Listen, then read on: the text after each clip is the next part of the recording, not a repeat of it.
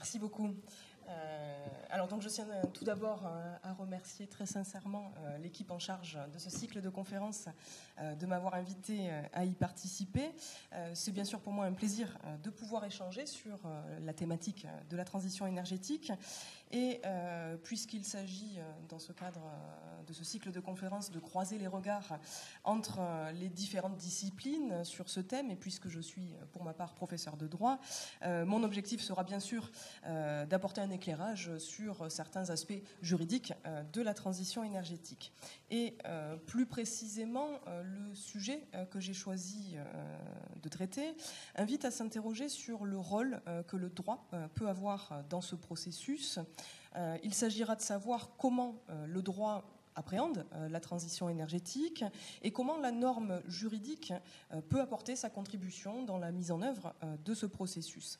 Et nous allons le voir, l'impact de la norme juridique peut être à double tranchant parce qu'il peut être parfois très positif, mais aussi d'autres fois poser quelques difficultés, raison pour laquelle j'ai intitulé cette intervention « La norme juridique, levier ou obstacle pour la transition énergétique ».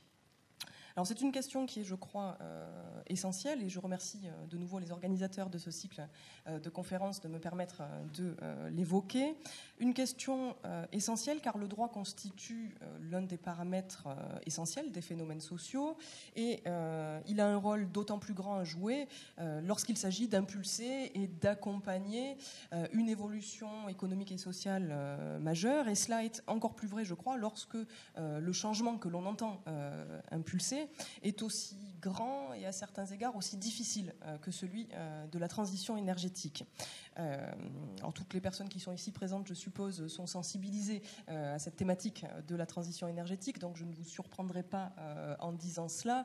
Les enjeux de la transition énergétique sont immenses et ils soulèvent des défis technologiques, économiques, financiers, etc., qui sont aujourd'hui certainement parmi les plus importants. Alors, les enjeux sont majeurs, je le rappellerai d'abord à titre liminaire, parce que l'énergie en tant que telle constitue une ressource qui n'est pas une ressource quelconque, et parce que le secteur de l'énergie est aujourd'hui un secteur clé dès lors que l'on décide de s'engager sur la voie d'une politique active en faveur du développement durable et de la lutte contre les changements climatiques. Alors, une ressource qui n'est pas une ressource quelconque parce que l'énergie est indispensable à toute activité humaine, c'est une évidence. Elle est indispensable aussi bien pour la satisfaction de nos besoins domestiques que pour ceux de l'industrie et même plus généralement pour ceux de l'économie. C'est un secteur vital, ce n'est un secret pour personne et c'est presque toute l'économie qui d'une certaine mesure en dépend. Il suffit de penser à l'influence de l'évolution des cours du pétrole sur l'ensemble de l'économie mondiale pour s'en convaincre. Donc c'est un enjeu stratégique extrêmement important, mais c'est aussi un enjeu social majeur à l'heure actuelle, parce qu'il s'agit d'un bien de première nécessité. L'expression n'est pas de moi, c'est le législateur lui-même qui parle de bien de première nécessité et qui soulève donc une problématique sociale de première importance qui est celle de l'accès de tous à l'énergie. Et puis, on le sait, l'énergie, c'est également l'un des secteurs dont l'empreinte écologique est la plus lourde, en particulier en termes de pollutions atmosphériques. On sait par exemple que la production et la consommation de combustibles fossiles sont responsables de près de 80% des émissions de gaz à effet de serre d'origine anthropique. Autrement dit, le secteur de l'énergie, et j'entends bien par là production d'énergie et consommation de combustibles fossiles, sont identifiés comme étant les premiers responsables des changements climatiques. Et on comprend donc, encore une fois, qu'à l'heure actuelle, le secteur de l'énergie soit considéré comme le secteur clé de toute politique de lutte contre les changements climatiques et plus largement de toute politique en faveur du développement durable.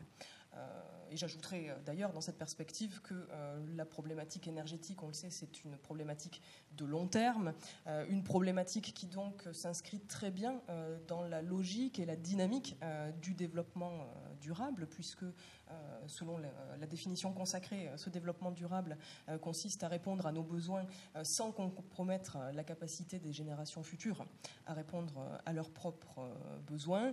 Et dans cette perspective, il est clair que l'usage des énergies fossiles, en particulier, interroge.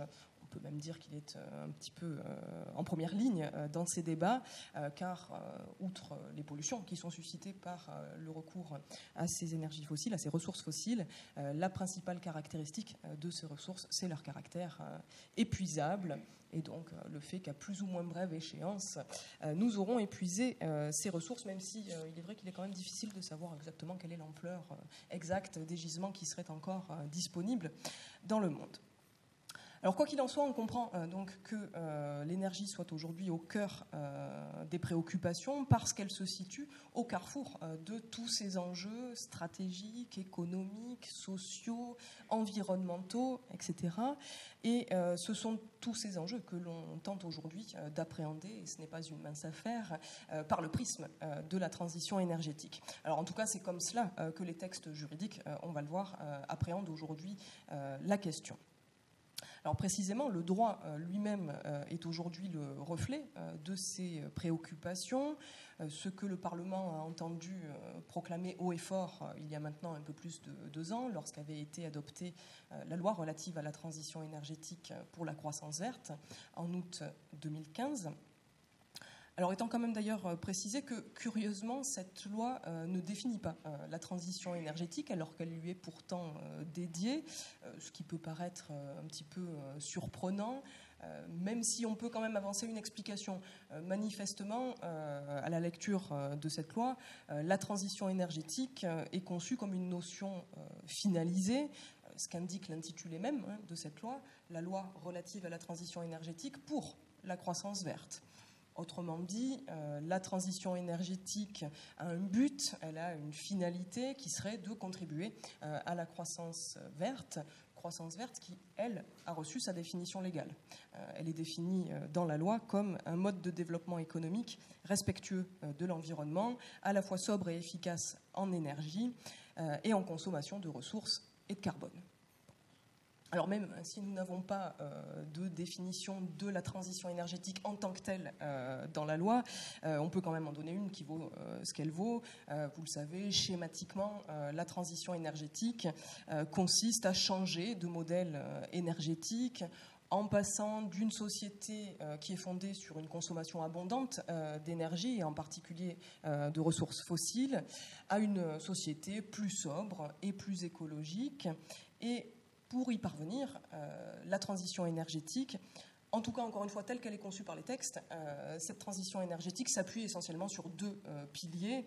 Le premier pilier, c'est tout simplement la réduction de la consommation d'énergie.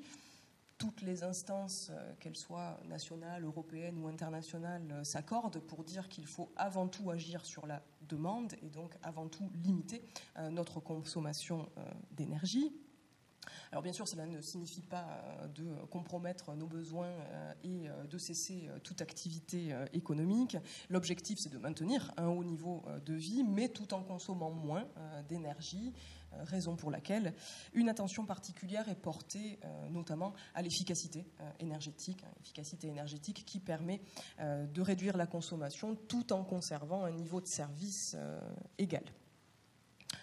Et puis, deuxième pilier de la transition énergétique, il faut également diversifier nos modes d'approvisionnement en énergie, réduire la consommation d'énergie fossile et développer corrélativement le recours aux énergies renouvelables.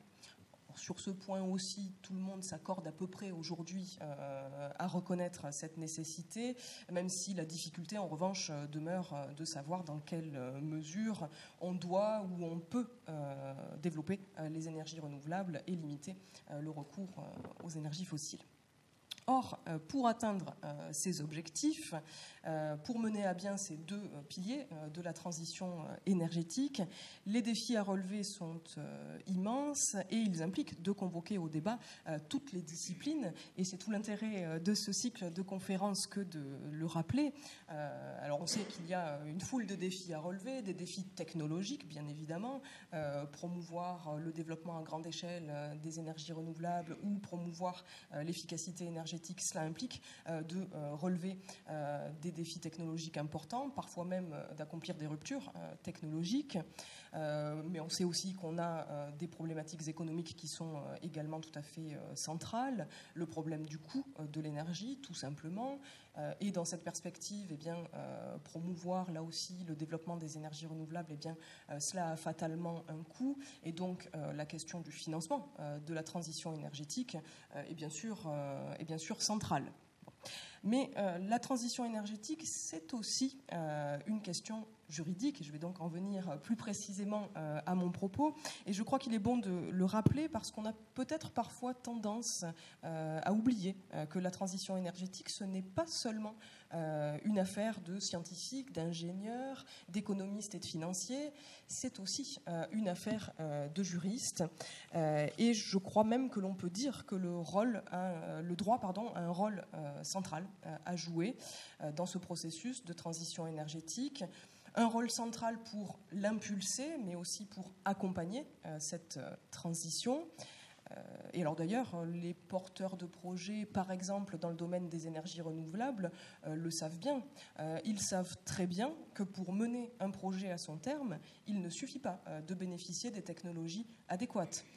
Une fois qu'une technologie performante est disponible, et donc une fois que la recherche technologique a fait son office, il faut encore mettre sur le marché ces technologies-là. Et à ce moment-là, il y a de nombreux verrous non technologiques qui peuvent parfois freiner les investissements. Et il est vrai que parmi eux, le verrou réglementaire, autrement dit les barrières juridiques, sont souvent pointées du doigt. Autrement dit, le droit est parfois accusé d'être un frein pour le déploiement des énergies renouvelables. Par conséquent, dans la suite de mes propos, l'objectif sera de rechercher dans quelle mesure le droit peut jouer un rôle positif ou négatif pour la transition énergétique. Autrement dit, dans quelle mesure il peut être un levier ou au contraire un frein pour cette transition. Et nous allons le voir, la réponse est tout en nuances, puisque à certains égards, le droit constitue bien un instrument incontournable de promotion de la transition énergétique, mais il est aussi parfois, il faut bien le reconnaître, un élément perturbateur, alors notamment lorsque la complexité ou l'instabilité de la règle juridique contrarie les objectifs de long terme de la transition énergétique. Alors pour commencer par les aspects les plus positifs, disons, le droit est bien à certains égards un moteur pour la transition énergétique, ce que l'on peut vérifier de deux manières. Alors d'abord, de manière très générale sur le terrain de la politique juridique, et puis par ailleurs au regard des outils juridiques qui sont mobilisés pour la transition énergétique. Alors sur le premier point, d'abord, si le droit peut être perçu comme moteur pour la transition énergétique, c'est d'abord parce que le droit a une fonction symbolique. Le droit en tant que modèle, un modèle qui va guider les comportements. Et de ce point de vue, le droit a une fonction d'impulsion qui est essentielle. Alors une fonction d'impulsion qui passe par l'affirmation claire et forte d'une volonté politique, mais une volonté politique qui doit être traduite dans les textes, qui doit être traduite juridiquement. Alors ce n'est qu'un préalable, je dirais, mais c'est un préalable indispensable pour porter la transition énergétique. Et aujourd'hui, ce préalable nécessaire, il est clairement affiché aussi bien par le droit français que par le droit de l'Union européenne. Alors je retracerai juste à très grands traits cette évolution. S'agissant du droit interne, du droit français, je préciserai que le droit de la transition énergétique, si on peut dire, il a commencé quand même bien avant la loi relative à la transition énergétique qui a été adoptée en 2015. sans faire un historique complet, il y a au moins quelques textes qui méritent d'être rapidement cités. Et le premier d'entre eux, c'est une loi qui avait été adoptée il y a plus d'une dizaine d'années maintenant, la loi de 2005 de programme fixant les orientations de la politique énergétique française. C'est une loi qui avait été importante à l'époque parce que c'était la première loi qui était venue afficher clairement, en toutes lettres, les grands objectifs de la politique énergétique de la France. Et cette loi précisait donc que la politique énergétique française devait poursuivre 4 grands objectifs qui sont d'assurer la sécurité de l'approvisionnement en énergie, de maintenir un prix compétitif de l'énergie, de protéger la santé humaine et l'environnement, et enfin de garantir un accès à l'énergie pour tous les citoyens français. Et cette loi fixait aussi les axes prioritaires d'action que les pouvoirs publics devaient mener pour pouvoir atteindre ces 4 grands objectifs. Or, on y trouvait déjà, très bien placé dans la liste, la nécessité de maîtriser la demande d'énergie, autrement dit la nécessité de réduire notre consommation d'énergie, et la nécessité de développer davantage le recours aux énergies renouvelables. Et puis, quelques années plus tard, autre texte que j'y citerai, que vous devez tous connaître, les fameuses lois Grenelle, qui avaient été adoptées en 2009 et 2010, que l'on avait appelées ainsi parce qu'elles avaient été adoptées à la suite d'un processus participatif qu'on avait appelé le Grenelle de l'environnement. Et ces lois avaient l'ambition de promouvoir un nouveau modèle de développement durable. Et pour cela, à la lecture de cette loi, 2 éléments étaient de nouveau centraux, à savoir le développement des énergies renouvelables et la réduction de la consommation d'énergie. Alors, par conséquent, la loi relative à la transition énergétique qui a finalement été adoptée en 2015, elle ne constitue pas du tout une rupture par rapport au droit antérieur, elle est au contraire dans la continuité de ces textes qui avaient été précédemment adoptés, où on avait déjà bien les 2 piliers de la transition énergétique qui étaient bien présents, réduction de la consommation et développement des énergies renouvelables. De sorte que finalement c'est simplement un nouveau cap qui est franchi avec cette loi relative à la transition énergétique. Alors un cap qui, cela étant, est important, il ne faudrait pas minimiser non plus l'importance de cette loi. Je dirais qu'il y a au moins peut-être 2 raisons pour lesquelles cette loi est quand même importante par rapport au texte antérieur. La première raison, c'est déjà que dans cette loi, on trouve des objectifs chiffrés qui sont extrêmement ambitieux. Alors, on a toute une série d'objectifs qui sont fixés dans la loi relative à la transition énergétique, mais par exemple, un objectif de réduction de 30% de la consommation d'énergie fossile et corrélativement pour ce qui concerne les énergies renouvelables, on trouve entre autres choses un objectif qui est de porter à 40% la part des énergies renouvelables dans la production électrique française, et ce d'ici 2030. 2030, c'est demain, c'est dans à peine plus de 10 ans. Or, à l'heure actuelle, on est quand même loin de ces chiffres. C'est environ 19% de notre électricité qui est produite à partir de sources renouvelables pour l'heure. Et encore, on sait que c'est quand même assez largement grâce à nos barrages hydroélectriques qui existent pour la plupart depuis très longtemps en France et qui forment quand même à peu près 12% de notre production d'électricité. Donc, ce qui veut dire que pour les autres sources renouvelables, celles que l'on entend développer considérablement à l'avenir, pour l'heure, on est sur des pourcentages qui restent quand même assez bas, même si en revanche la progression est très forte. C'est par exemple environ 4% pour l'éolien, un peu plus d'1% pour le solaire.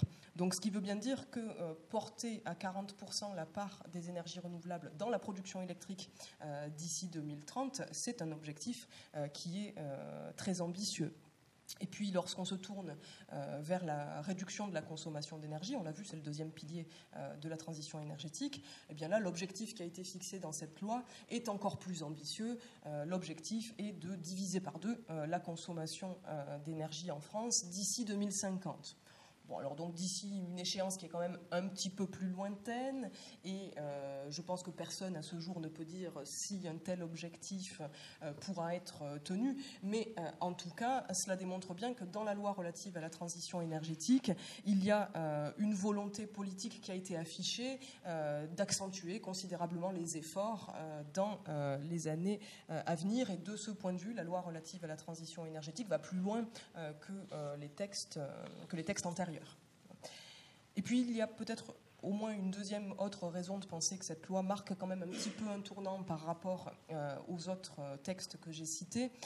C'est la question qui est délicate dans le contexte français, à savoir la question des places respectives des énergies renouvelables et de l'énergie nucléaire, bien évidemment. On sait que la France a une position qui est quand même un petit peu particulière dans le paysage mondial de ce point de vue, puisque à l'heure actuelle, c'est environ 75% de notre électricité qui est produite à partir du nucléaire. Aucun autre pays dans le monde n'a un tel pourcentage, qui est le fruit des choix technologiques que la France a fait il y a maintenant plusieurs dizaines d'années.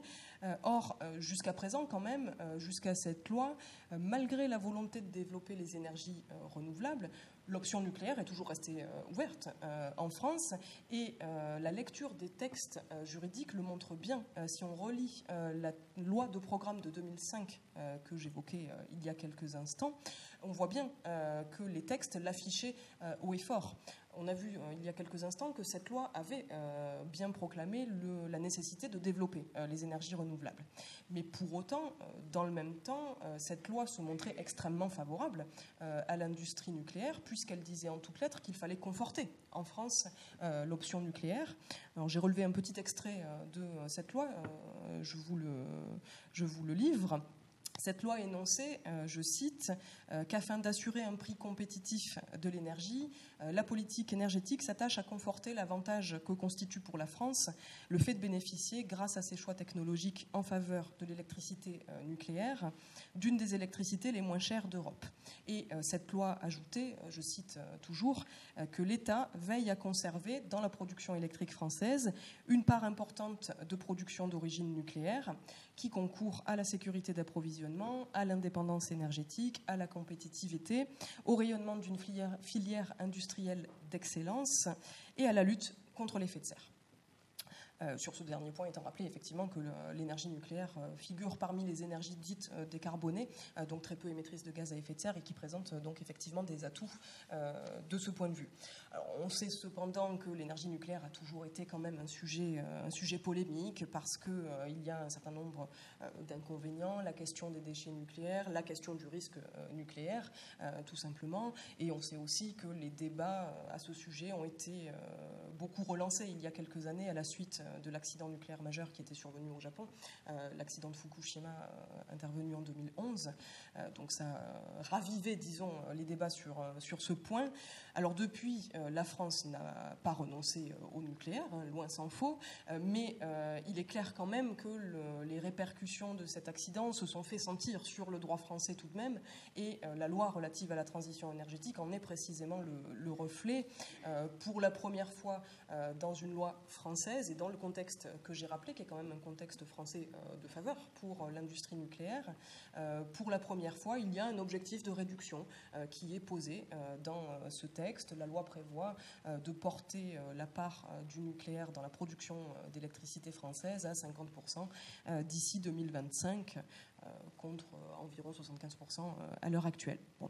Alors, dans le contexte français que j'ai rappelé, c'est quand même une décision historique, mais qui a d'ailleurs été extrêmement difficile à prendre. Ça avait beaucoup retardé l'adoption de cette loi, parce qu'il y avait un désaccord majeur entre les deux chambres du Parlement sur ce point-là, un désaccord très important entre le Sénat et l'Assemblée nationale sur la question nucléaire. Bon.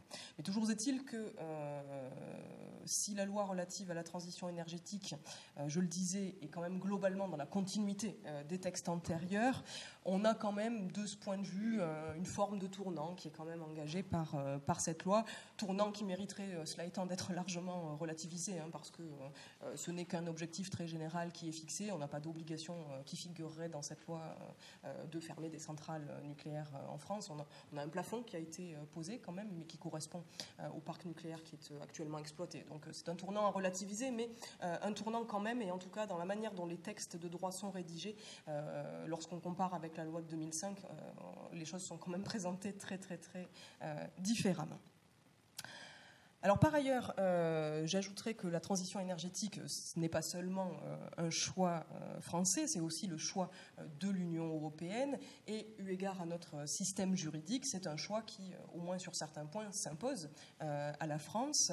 Or, on sait que l'Union européenne a développé depuis maintenant une vingtaine d'années une politique très active en faveur de la lutte contre les changements climatiques, et à partir de là, des politiques intégrées dans les secteurs les plus polluants tels que le secteur de l'énergie ont été menées, et c'est dans ce contexte que l'Union européenne a adopté toute une série de textes, des paquets législatifs qu'on a appelés les paquets climat-énergie, par lesquels l'Union européenne donc a fixé les objectifs à atteindre et a mis en place un certain nombre d'outils juridiques pour y parvenir. Donc, on le voit, les autorités publiques françaises et européennes ont affiché très clairement dans les textes leur volonté d'engager ce processus de transition énergétique. Et de ce point de vue, donc, le rôle d'impulsion des textes juridiques est aujourd'hui parfaitement rempli, aussi bien au niveau du droit interne que du droit de l'Union européenne. Mais alors, reste à savoir comment faire pour atteindre les objectifs qui ont été fixés. Graver dans le marbre de la loi des objectifs, ce n'est qu'une première étape. Il faut ensuite, bien sûr, passer à la mise en œuvre. Mais là encore, on va le voir, le droit a un rôle clé à jouer, un rôle clé pour accompagner la réalisation des objectifs qui ont été fixés grâce à des mesures adéquates. Alors, je ne ferai pas la liste de toutes les mesures et de tous les textes qui ont pu être adoptés en la matière parce que ce serait extraordinairement fastidieux, mais je raisonnerai plutôt à partir de quelques exemples et en montrant quelles sont les principales méthodes, je dirais, que le droit peut employer pour contribuer à la transition énergétique. Alors, nous avons vu, par exemple, tout à l'heure, que la transition énergétique implique de réduire la consommation de ressources fossiles et d'augmenter corrélativement le recours aux énergies renouvelables. Or, pour parvenir à ce double objectif, le droit peut apporter sa contribution par diverses voies qui seront tantôt des méthodes incitatives, tantôt des méthodes qui recourent davantage à la contrainte. Alors, du côté de la contrainte juridique, on a deux méthodes pour l'essentiel. La contrainte juridique consiste soit à imposer de nouvelles obligations, soit à poser de nouvelles interdictions. Et alors je commencerai peut-être par là comme premier exemple, c'est la méthode de l'interdiction ou de la prohibition qui est actuellement à l'œuvre pour ce qui concerne les énergies fossiles, et j'illustrerai cela avec une loi qui a été adoptée très récemment, à savoir la loi du 30 décembre 2017. Loi du 30 décembre 2017 mettant fin à la recherche et à l'exploitation des hydrocarbures en France. Alors, texte qui a été adopté par le Parlement sur proposition du gouvernement, et l'exposé des motifs du gouvernement indique bien qu'il s'agit d'accélérer la transition énergétique et climatique. Alors, comme l'intitulé de cette loi l'indique, il s'agit de mettre fin à la recherche et à l'exploitation des hydrocarbures en France, et c'est donc a priori l'une des méthodes les plus classiques d'intervention du droit qui est ici à l'œuvre, à savoir l'interdiction légale. Alors en réalité, on peut dire qu'un changement de modèle énergétique se satisferait mal quand même de la brutalité d'une telle méthode, l'interdiction, s'il devait s'agir d'une interdiction immédiate et absolue qui conduirait à mettre fin du jour au lendemain à une activité économique. Raison pour laquelle, en réalité, cette loi ne met pas fin immédiatement à ces activités. Elle organise une période transitoire. Elle organise une période transitoire en vue de parvenir d'ici 2040 à un arrêt de l'exploitation des hydrocarbures en France. Alors, le choix même des mots qui a été retenu par la loi me paraît assez intéressant, parce qu'il a été décidé, à la suite d'un avis du Conseil d'État en ce sens, il a été décidé de ne pas utiliser le mot interdiction dans cette loi, bien qu'il s'agisse quand même à terme de cela, mais de parler d'arrêt progressif de l'exploitation des hydrocarbures, afin précisément de bien montrer que la loi organise une période transitoire. Alors, cela vise essentiellement sur un terrain juridique à prendre en compte un certain nombre de principes constitutionnels, des principes constitutionnels qui auraient été contrariés par une interdiction immédiate d'une telle activité, tels que les principes de sécurité juridique, de liberté d'entreprendre et surtout le principe de garantie des droits pour les entreprises qui sont actuellement titulaires de permis de recherche ou d'exploitation d'hydrocarbures en France. Et donc, concrètement, l'arrêt progressif plutôt que l'interdiction immédiate, cela permettra de limiter les indemnisations qui pourraient être dues vis-à-vis de ces entreprises titulaires de permis de recherche ou d'exploitation. Alors, j'entrerai pas dans les détails, mais simplement schématiquement, la loi prévoit donc qu'à partir de maintenant, on ne délivrera plus de permis de recherche d'hydrocarbures en France. Donc, il n'est plus question d'initier des travaux dans ce domaine désormais. En revanche, pour les entreprises qui sont d'ores et déjà titulaires de permis d'exploitation, elles pourront continuer à exploiter, à mener leur activité, mais avec une fin d'activité programmée pour 2040. Et pour les entreprises qui sont un petit peu à mi-parcours, disons, donc celles qui ont pour l'heure des permis de recherche, eh bien, il est prévu qu'elles pourront quand même obtenir encore un permis d'exploitation, mais avec la même échéance, en principe, une fin d'activité en 2040.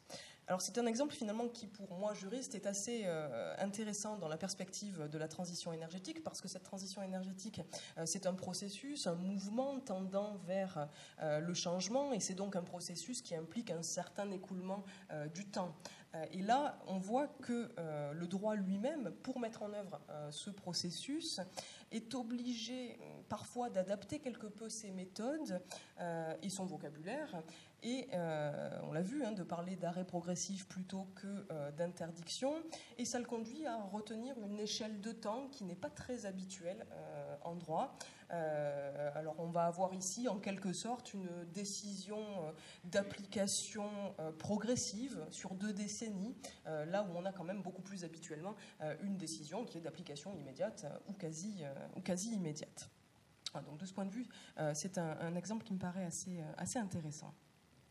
Alors prenons maintenant comme autre illustration l'objectif de développement des énergies renouvelables. Alors en la matière, on va le voir, on ne peut pas se contenter de la méthode de la contrainte juridique classique, que ce soit par la voie d'interdiction plus ou moins nommée ou par la voie d'obligation qui serait imposée. Ici, il est préférable d'entremêler en quelque sorte contrainte et incitation. Alors, on est obligé de le faire parce qu'en ce domaine, si l'on souhaite un déploiement important des énergies renouvelables, l'objectif premier, me semble-t-il, ça doit être de convaincre les entreprises de se tourner vers les filières renouvelables. Et donc, la question majeure, c'est de savoir comment orienter les investissements vers les filières renouvelables. Et dans cette perspective, le rôle du droit, c'est avant tout d'accompagner la mise sur le marché de toutes ces technologies renouvelables. Une fois qu'une technologie est disponible, une fois que l'on envisage son déploiement, la principale difficulté, ça consiste à combattre les barrières non technologiques et qui vont être avant tout des barrières économiques. Et les énergies renouvelables n'échappent pas à ce processus parce que le déploiement de ces énergies renouvelables a bien sûr un coût. Alors on a la question des coûts de production. On dira que produire de l'électricité, par exemple, à partir de sources renouvelables coûte plus cher que d'en produire à partir de technologies plus éprouvées. Alors encore qu'il faudrait beaucoup distinguer, là, mon propos est beaucoup trop général pour être juste, puisqu'on sait que les coûts des filières renouvelables sont très variables d'une filière à l'autre. En outre, dans beaucoup de filières, les coûts ont quand même beaucoup baissé en l'espace de quelques années. Donc cette problématique du coût de production, elle évolue quand même très sensiblement. Le bilan est probablement meilleur aujourd'hui que 5 ans en arrière. Mais on a quand même cette problématique-là. Et puis, à côté des coûts de production, il y a de toute façon le fait que pour déployer à grande échelle les énergies renouvelables, eh bien, il faut fatalement faire des investissements au départ qui sont quand même assez lourds.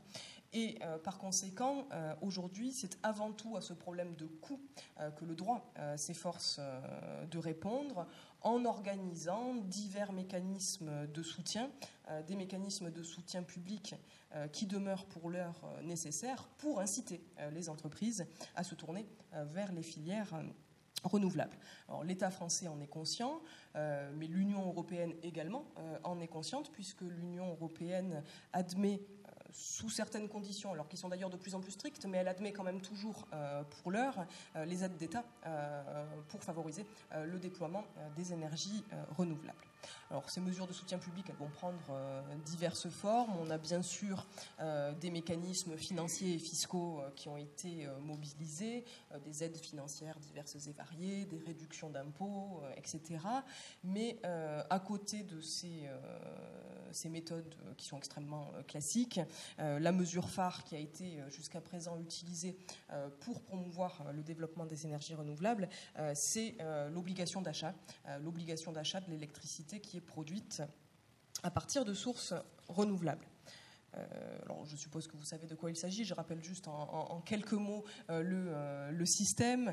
Tout producteur d'électricité qui est produite à partir de sources renouvelables peut obtenir, sous certaines conditions précisées par la loi, un contrat d'achat auprès d'EDF en principe. EDF qui est dans l'obligation légale de conclure ce contrat et donc d'acheter l'électricité qui sera produite, ce qui assure donc déjà un débouché à cette production d'électricité.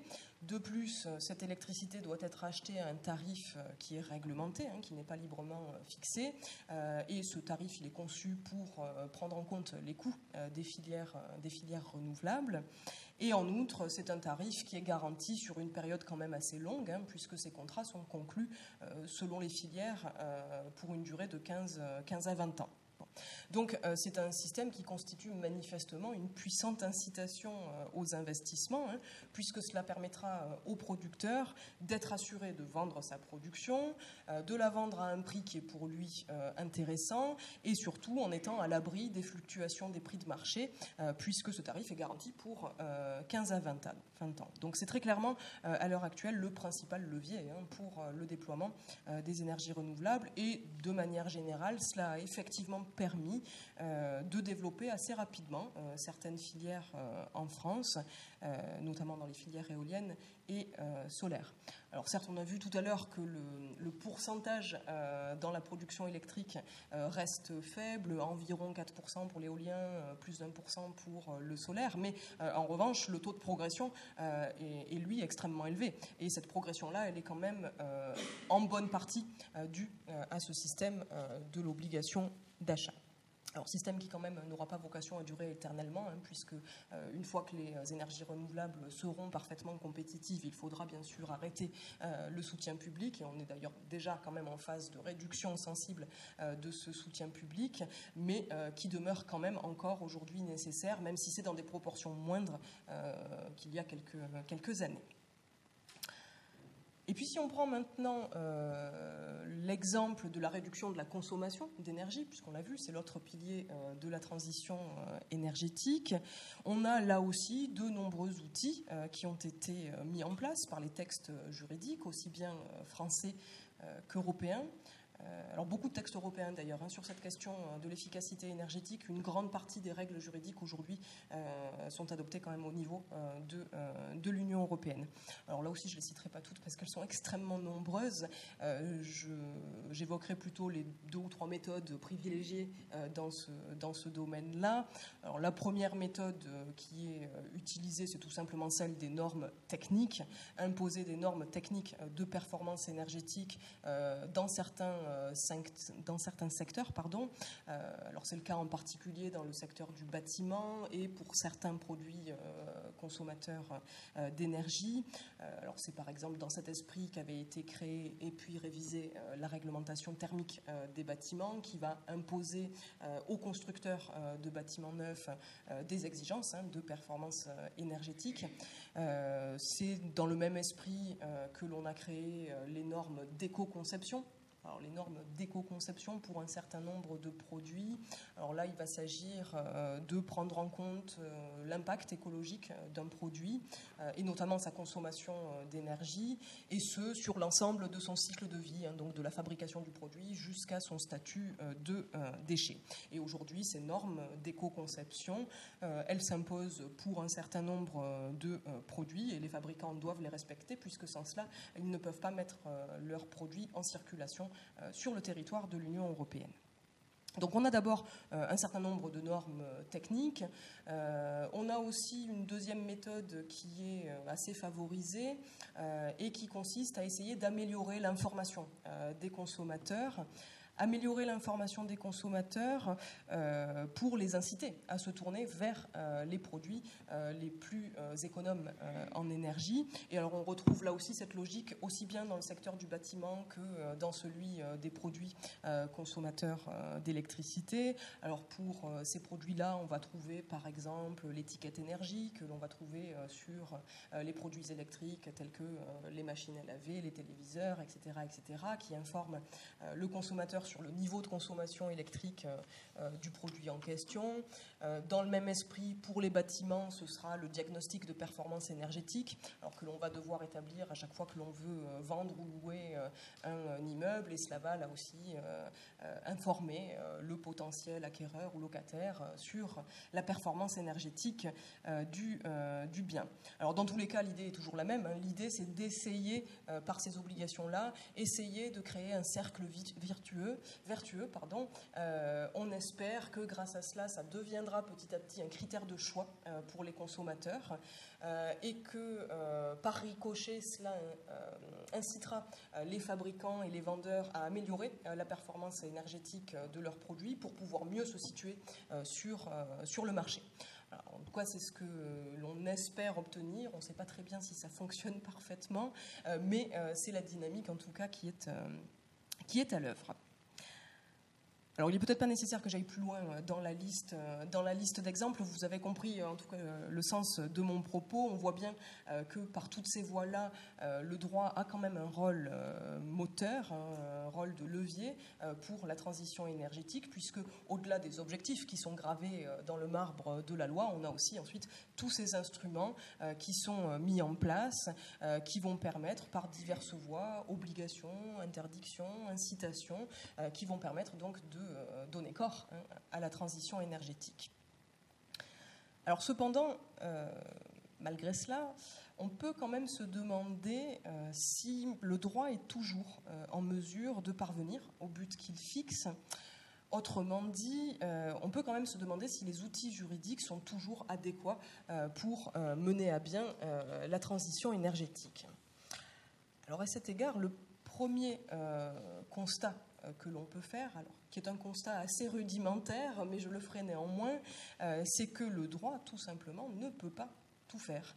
Alors, on va garder, pour le démontrer, l'exemple de la réduction de la consommation d'énergie. Alors, pour cet objectif-là, réduction de la consommation d'énergie, je crois que la principale difficulté à laquelle le législateur est confronté consiste à trouver un juste équilibre entre l'incitation et la contrainte. Alors on a un problème de ce point de vue parce que d'un côté, dès lors que l'on fixe un objectif très ambitieux de réduction de la consommation d'énergie, il est souhaitable d'imposer un minimum d'obligations en la matière parce que l'on ne peut pas tout miser sur les démarches spontanées des citoyens et des entreprises pour qu'ils fassent des économies d'énergie drastiques. Alors il y a bien sûr des efforts de sensibilisation très importants à faire. Il faut sensibiliser le public à cette problématique, mais on ne peut quand même pas tout miser sur les changements de comportement spontanés, disons, des citoyens et des entreprises. Il faut quand même poser un minimum d'obligations. Mais dans le même temps, d'un autre côté, il faut trouver un juste dosage parce qu'on ne peut pas non plus aller trop loin dans la contrainte et donc on ne peut pas imposer des obligations qui seraient excessivement lourdes pour remplir cet objectif. Alors je prendrai un exemple concret qui me paraît assez révélateur. Nous avons vu tout à l'heure que la loi relative à la transition énergétique prévoit un objectif très ambitieux, diviser par 2 notre consommation d'énergie d'ici 2050. Alors, puisque l'objectif est très ambitieux, naturellement, naturellement, cette loi a aussi imposé toute une série de nouvelles obligations en vue d'atteindre cet objectif-là.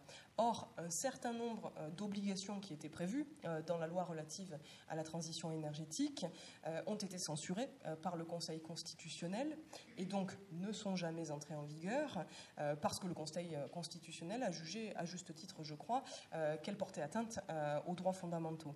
Alors par exemple, on avait dans la loi relative à la transition énergétique un article qui prévoyait d'imposer aux propriétaires immobiliers, dès lors qu'ils souhaitaient procéder à une mutation immobilière, de procéder alors à des travaux de rénovation énergétique. Alors, on comprend pourquoi cela avait été fait. Il s'agissait bien sûr de faire en sorte que la performance énergétique des bâtiments anciens en France soit améliorée, ce qui est effectivement très important parce qu'on sait qu'en France, l'essentiel quand même de notre parc immobilier est constitué de bâtiments anciens. Donc finalement, imposer des normes de performance énergétique pour les constructions neuves, c'est bien, mais ça ne suffit pas à régler le problème. Il faut aussi s'attaquer aux bâtiments anciens. Et donc on comprend pourquoi ce texte avait été adopté par le Parlement. Mais on comprend aussi assez facilement le problème que cela soulève, parce que des travaux de rénovation énergétique, cela a un coût. Ça a un coût qui, selon les hypothèses, peut être quand même assez important.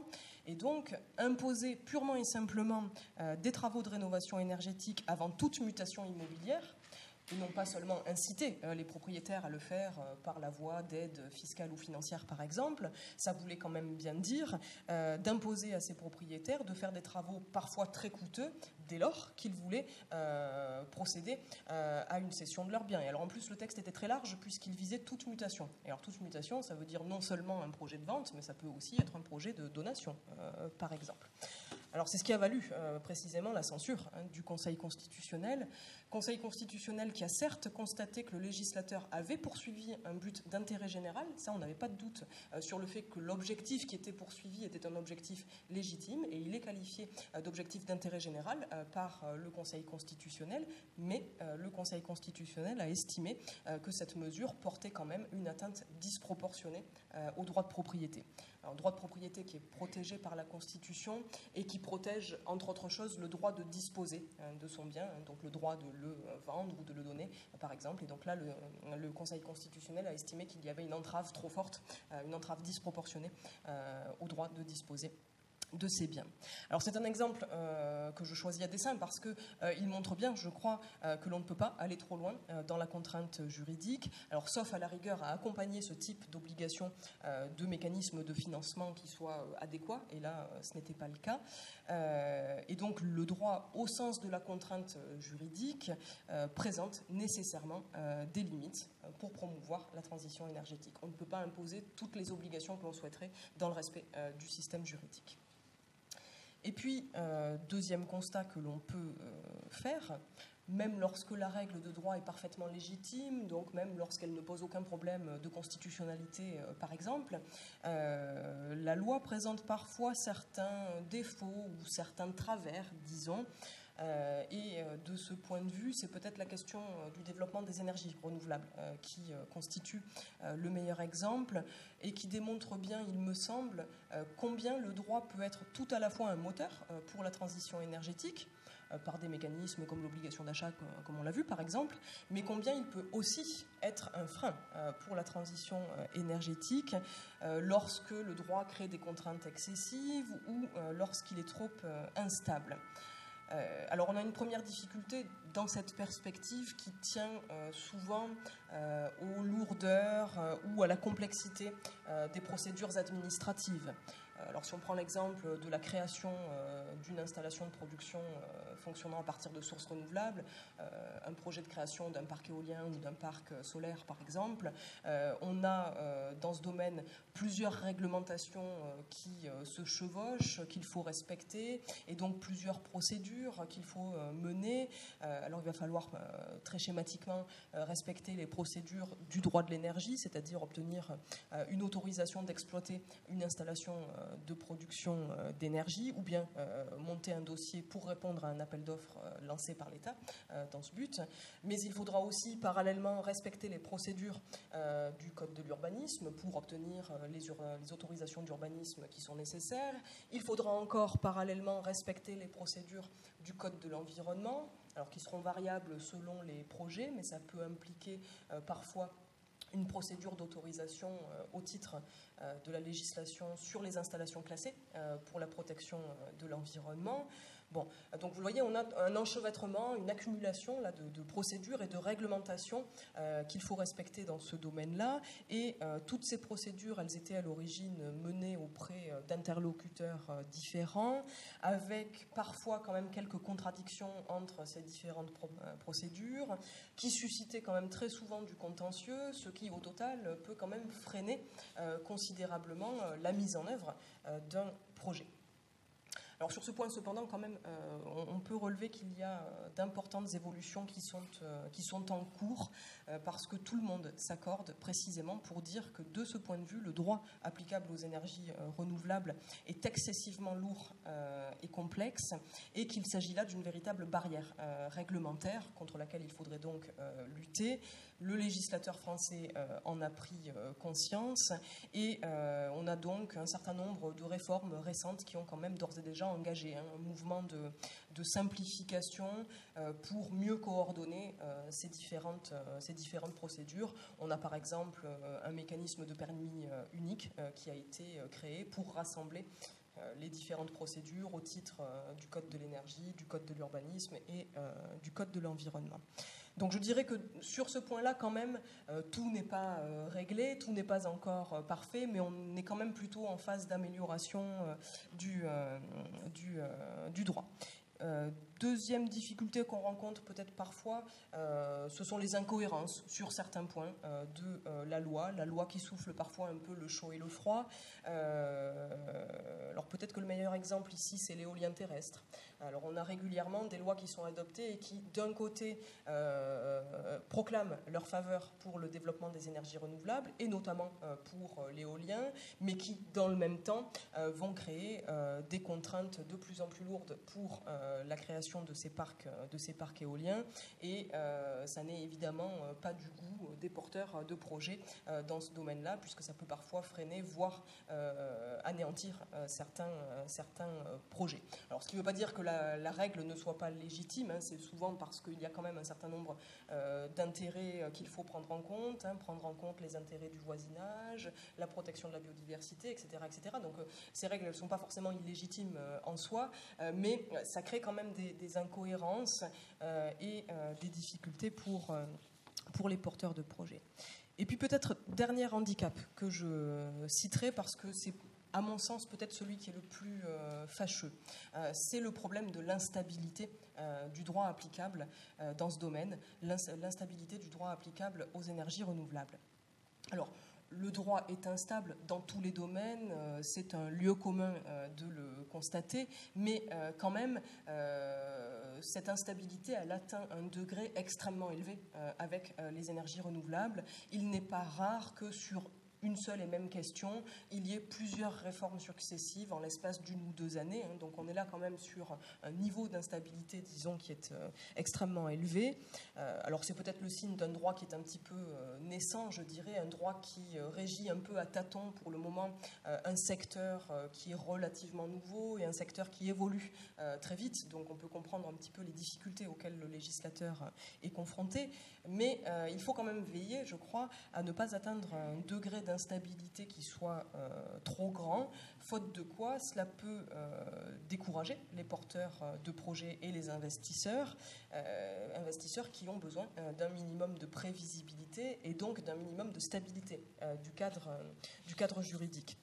Alors, à titre d'illustration, la filière qui reste peut-être la plus emblématique de ce problème, c'est la filière solaire. La filière solaire qui a beaucoup souffert il y a quelques années de cette instabilité réglementaire. Ça va mieux aujourd'hui, mais quelques années en arrière, cette filière a beaucoup souffert. Alors, c'était plus précisément le mécanisme de l'obligation d'achat que j'évoquais tout à l'heure qui a posé problème. Alors, certes, on l'a vu de manière générale, c'est plutôt un bon outil, l'obligation d'achat, parce que c'est un puissant vecteur d'incitation aux investissements. Et d'ailleurs, dans la filière solaire, c'est un système qui a très bien marché, qui a attiré beaucoup de monde, mais justement, d'une certaine manière, dans cette filière-là, la filière solaire photovoltaïque, le système a presque trop bien marché. Et alors du coup, on s'est retrouvé face à la situation suivante. Au départ, les pouvoirs publics voulaient encourager le développement de cette filière, et donc on avait, dans le cadre du mécanisme de l'obligation d'achat, un tarif d'achat pour cette filière qui avait été fixé et qui était très attractif, de sorte que beaucoup de projets de création d'installations solaires ont été menés, beaucoup de contrats d'achat ont été conclus dans cette filière. Du coup, le gouvernement a constaté assez vite que les objectifs de développement de la filière solaire photovoltaïque allaient être atteints plus vite que prévu. Alors, a priori, ça semble être une bonne nouvelle, mais en réalité, ça n'était pas que une bonne nouvelle, parce que, du coup, le gouvernement s'est rendu compte que le système allait aussi coûter beaucoup plus cher que prévu. Étant précisé que le système il est au final financé par les consommateurs, puisque les charges qui en résultent pour EDF qui est tenu d'acheter l'électricité au tarif fixé par les pouvoirs publics, ces charges qui en résultent pour EDF sont répercutées sur la facture des consommateurs par la voie de la contribution au service public de l'électricité. Bon, alors donc c'est précisément la raison pour laquelle, dans cette filière, le succès du mécanisme de l'obligation d'achat a fini par inquiéter les pouvoirs publics, parce qu'on a craint une augmentation trop importante de la facture des consommateurs. Alors du coup, il a été décidé de baisser à plusieurs reprises le tarif d'achat par de nouveaux arrêtés. Donc on a des arrêtés pour chacune des filières, et donc là, on a adopté de nouveaux arrêtés qui sont venus baisser les tarifs. Alors pas pour les contrats qui étaient déjà conclus. Une fois que le contrat est conclu, le tarif est garanti, on n'y touche plus, mais on a baissé à plusieurs reprises pour les contrats qui étaient conclus après chaque réforme successive. Alors ça n'a pas suffi malheureusement pour freiner le nombre de demandes de contrats d'achat. Du coup, le gouvernement a décidé d'adopter une mesure un peu plus drastique, à savoir un moratoire sur la filière solaire qui avait été décrété par un décret qui avait été adopté fin 2010. Donc un moratoire, on suspendait le mécanisme de l'obligation d'achat pour la filière solaire. Alors, c'était une mesure qui n'était que provisoire. C'était un moratoire pour quelques mois, mais toutes ces réformes successives, les baisses successives de tarifs plus le moratoire fin 2010, adopté par décret, cela a conduit à un déclin très fort de la filière solaire pendant quelques années, pour cette raison simple que les investisseurs ont perdu confiance. À partir de là, de nombreuses banques ont refusé leur concours aux entreprises qui souhaitaient investir dans ces filières-là, parce qu'il n'y avait plus de visibilité suffisante sur la réglementation dans ce domaine, et que ces retournements réglementaires donc successifs freinaient les ardeurs des banquiers et des investisseurs. Bon. Alors bien sûr, si on constate qu'on a une filière qui coûte trop cher, et là c'était la crainte que le développement très rapide de l'énergie solaire coûte trop cher à la collectivité, il est peut-être nécessaire effectivement d'intervenir et d'ajuster le système. Mais je crois que c'est quand même un exemple qui montre bien qu'il faut être prudent dans la manière de le faire. Il faut éviter, dans la mesure de possible, les retournements réglementaires qui soient trop brutaux, comme ça avait été le cas dans cette filière-là. Dans cette filière, encore une fois, ça a eu un effet extrêmement négatif, en décourageant complètement les investissements pendant quelques années dans cette filière.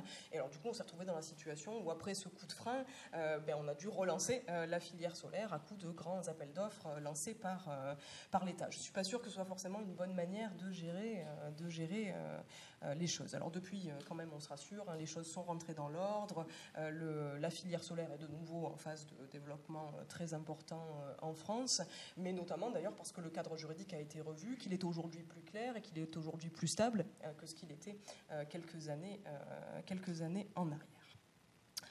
Alors en tout cas, et ce sera ma conclusion, je vois que l'heure tourne, on voit à travers tous les exemples que j'ai pris, puis il y en aurait certainement bien d'autres, mais on voit que le rôle du droit est essentiel dans la transition énergétique. D'abord parce qu'il permet d'affirmer les objectifs, mais ça ce n'est qu'un préalable. Il a surtout un rôle ensuite dans la mise en œuvre de ce processus, et on l'a vu, les aspects réglementaires ont un impact extrêmement important sur les choix d'investissement des entreprises. Et donc c'est pourquoi il est nécessaire à l'heure actuelle de lutter contre les barrières réglementaires dans les cas dans lesquels elles existent.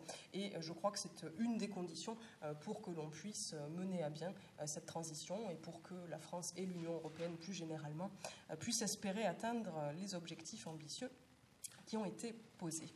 Je vous remercie.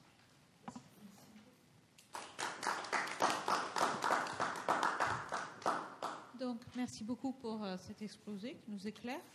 J'avoue qu'en ayant un exposé sur le droit, je n'imaginais pas qu'on allait être, comme dans le cadre de notre objectif, on parlait d'hier et de demain. Je n'avais pas réalisé que le droit allait jusqu'à se projeter jusqu'à 2040, pour donner la règle, jusqu'à 2040. Jusqu'à après-demain. Jusqu'à bien après-demain. Je ne suis pas juriste, c'est pour ça. Et également de voir combien le droit qui peut favoriser peut aussi parfois bloquer. Et ça, on n'a pas forcément complètement conscience. Je vais ouvrir, Fred. Oui. Merci pour cette intervention. Moi, j'ai deux questions un peu générales. Notamment, effectivement, j'ai trouvé très intéressant cette notion de transition et d'accompagnement dans la transition, et donc un peu ce tiraillement du droit entre la stabilité et l'adaptation. Et donc, effectivement, je dis comment le droit met en place de la conditionnalité ou de la révision des choses. Est-ce que, globalement, en fait, on se donne rendez-vous plus tard pour légiférer, en fait?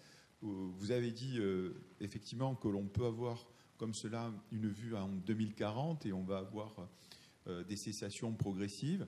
Mais là, on voit qu'on a des contrats avec des durées, donc c'est assez prévisible de conditionner les choses.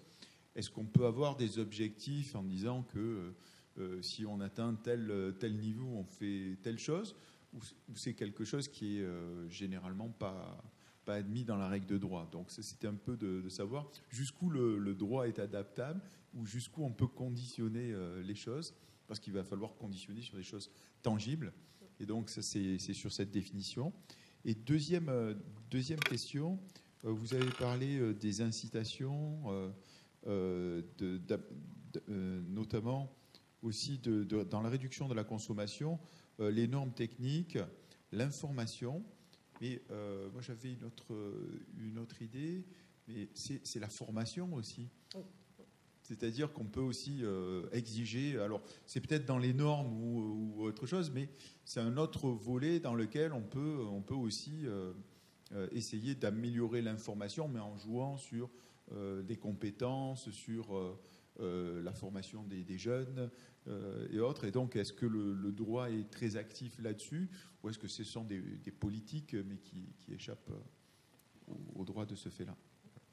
Alors, je vais peut-être répondre à la deuxième question, en fait, d'abord, parce que je pourrais y répondre plus vite, en fait, que la première, qui est beaucoup plus dense. Alors, sur le terrain de la formation, effectivement, c'est un axe très important, je pense, hein, ça fait partie de la sensibilisation, mais pas que, d'ailleurs.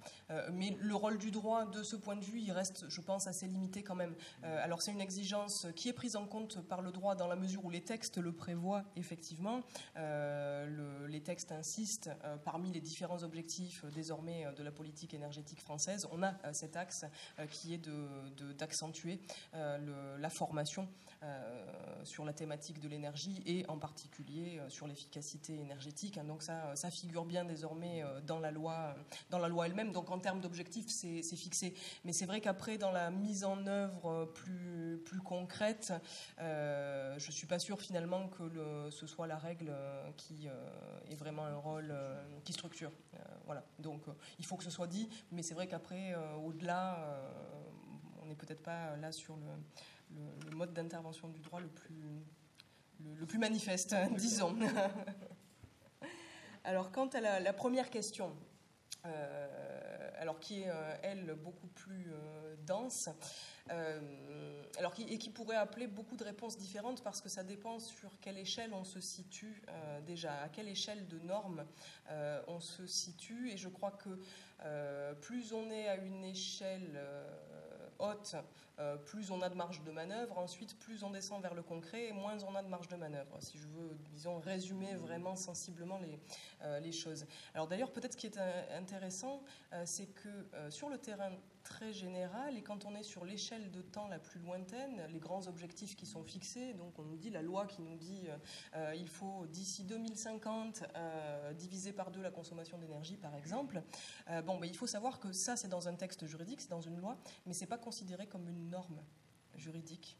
Parce qu'on considère qu'une norme juridique au sens strict du terme, ça doit être une règle qui interdit ou autorise ou oblige, ou, vous voyez. Là, en revanche, c'est juste un objectif très très très général sur un très long terme qui ne contient pas d'obligation véritable. Et d'ailleurs, il n'y aurait pas de sanction derrière. Si jamais on constate en 2050 qu'on n'a pas réduit par 2 la consommation d'énergie, on ne voit pas quelle sanction il va en résulter.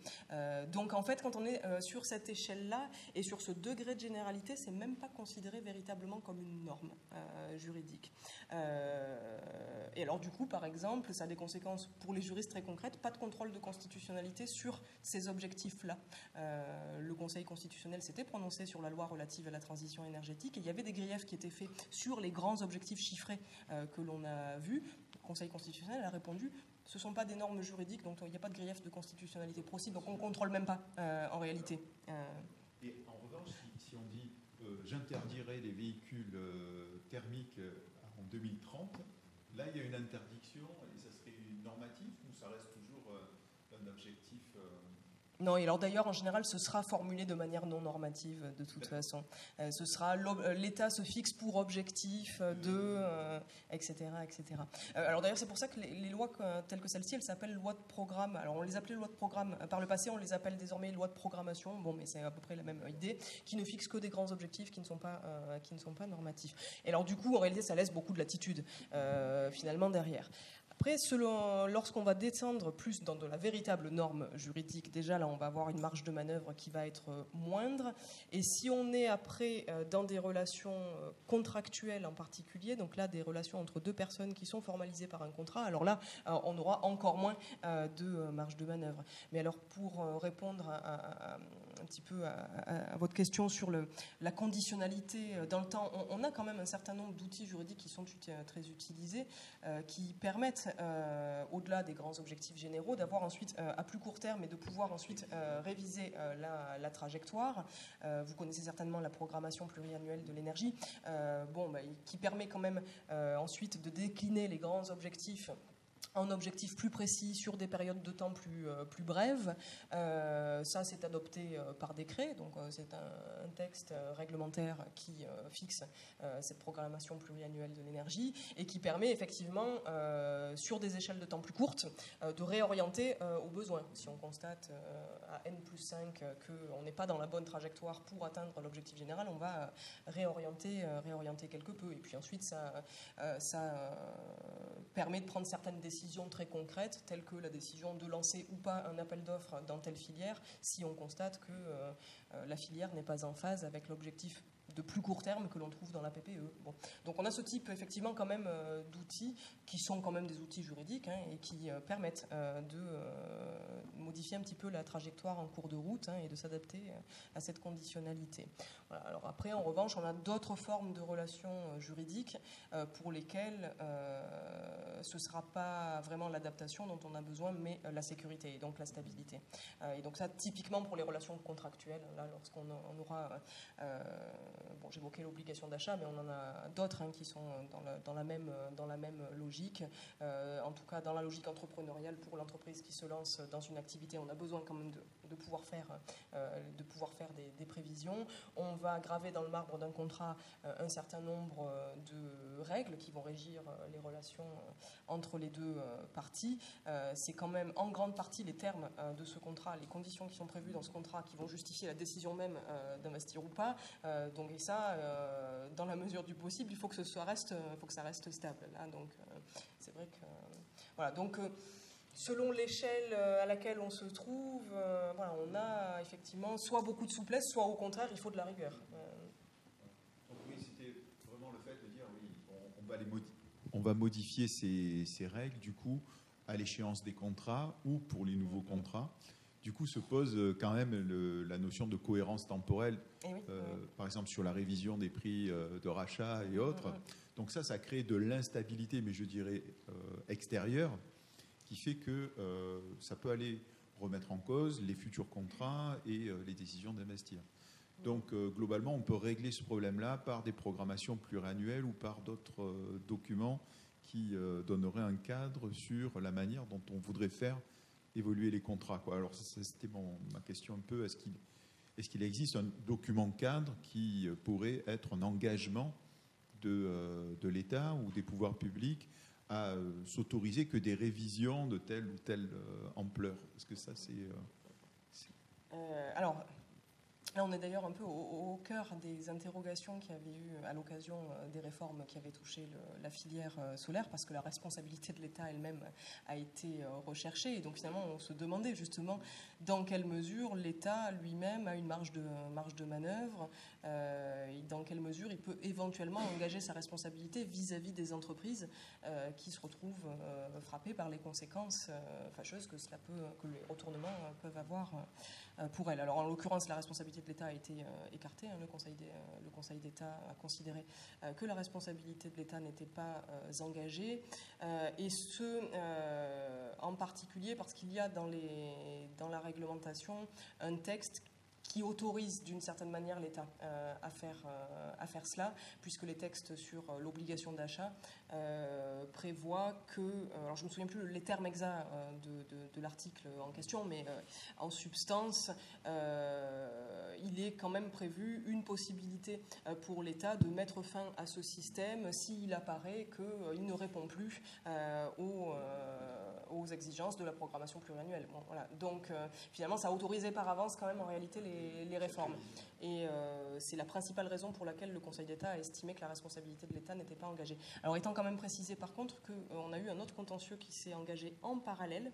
Finalement, tout ce qui concernait l'action directement dirigée contre les pouvoirs publics, en disant ce sont les pouvoirs publics qui ont mal géré cette transition, et donc on va essayer de rechercher la responsabilité de l'État devant les juridictions administratives, tout ça, ça a complètement échoué.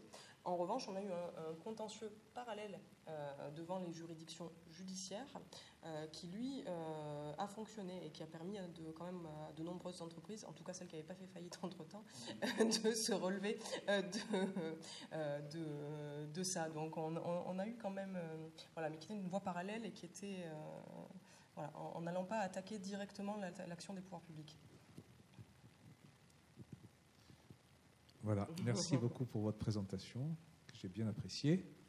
Moi, je voulais intervenir sur 3 points. Je vais vous les donner comme ça. D'accord. Voilà. Alors, mon premier point, c'est une remarque, mais qui rejoint celle de Frédéric, là, à l'instant, c'est sur la complexité de légiférer dans le domaine de l'énergie, parce que la question de l'énergie n'est pas une question qui est à court terme, elle est plutôt, vous voyez, vous parliez de 2035, 2050. Voilà, donc ça, ma remarque elle est un peu générale. Je ne sais pas comment vous pouvez réagir par rapport à ça, mais voilà. Donc ma deuxième remarque, c'est tout ce dont vous nous avez parlé là à l'instant, pour tout ce qui concerne la législation sur l'énergie, ça concerne pour beaucoup, vous allez peut-être me corriger, mais essentiellement sur la partie production de l'énergie. Très très peu sur la partie usage. Alors qu'on sait que l'énergie, l'aspect usage est très très important, parce que voilà, donc il y a une forte corrélation évidemment, mais je crois que cet aspect-là, vous l'avez pas beaucoup abordé, mais voilà. Et puis mon troisième point, ça concerne la loi de l'énergie. Quand on sort de nos frontières, on va vers l'Allemagne, qui eux aussi ont une loi sur l'énergie qui est venue un petit peu avant par rapport à celle qu'on a. Hein. Je crois que c'était 2012. C'est une loi qui est très très contraignante. Alors je ne sais pas comment ça se passe là-bas sur la partie législation. Je ne sais pas si vous avez quelques éléments de réponse par rapport à ça. Voilà, mes 3 points, même si je ne suis pas bon en législation, évidemment, vous avez compris.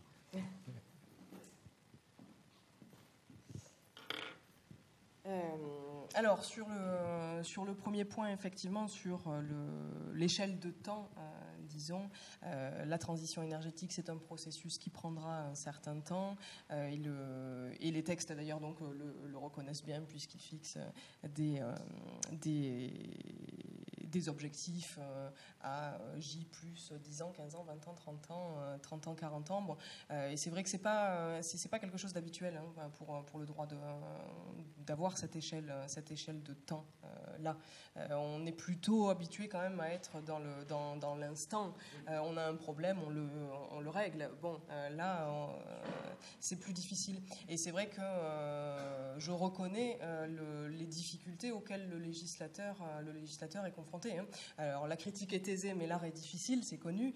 Donc là, on voit les travers qu'a la réglementation, mais il est vrai qu'on serait quand même bien embêté pour trouver la solution idéale, parce que on est sur des objectifs de long terme, mais en même temps avec un contexte qui chaque jour évolue considérablement. Alors le droit, il est face à un contexte général qui est un contexte entre autres, mais notamment technologique et économique. Alors, ce ne sont pas les seuls facteurs, mais ce sont deux des facteurs qui impactent le plus quand même les décisions qui sont prises ensuite sur le terrain de la règle de droit.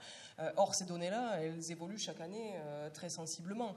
Donc, quelques années en arrière, quand on a mis en place l'obligation d'achat, les coûts dans la filière solaire étaient 10 fois plus élevés que ceux qui existent aujourd'hui. Les technologies n'étaient pas les mêmes. Donc, effectivement, c'est difficile dans un contexte qui, à la fois économiquement et en matière technologique, évolue si vite, de pouvoir avoir une règle qui soit stable sur la durée. Bon, donc la tâche est effectivement extrêmement difficile.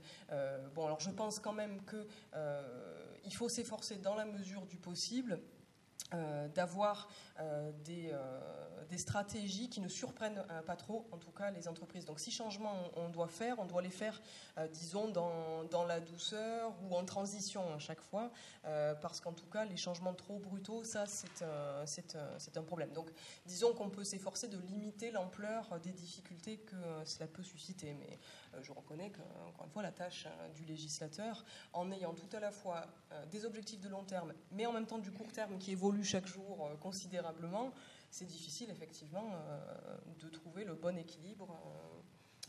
Donc ça, on ne peut que le constater. Alors d'ailleurs, je rebondirai du coup sur la troisième question que vous avez posée sur les législations étrangères, le cas allemand. Alors je parlerai sous toute réserve parce que je connais mal le détail de la réglementation qui peut exister ailleurs, mais on a quand même des modèles qui sont de manière générale assez similaires quand même d'un pays à l'autre, au moins pour certaines problématiques actuelles. Par exemple, pour la problématique du soutien au développement des énergies renouvelables, ce sont peu ou prou les mêmes mécanismes qui ont été mis en place un peu partout, sous des noms parfois un petit peu différents, mais l'obligation d'achat ou aujourd'hui le complément de rémunération, on a la même chose dans la plupart des pays qui souhaitent développer les énergies renouvelables. Donc on a quand même une forme de convergence quand même dans les outils juridiques qui sont utilisés.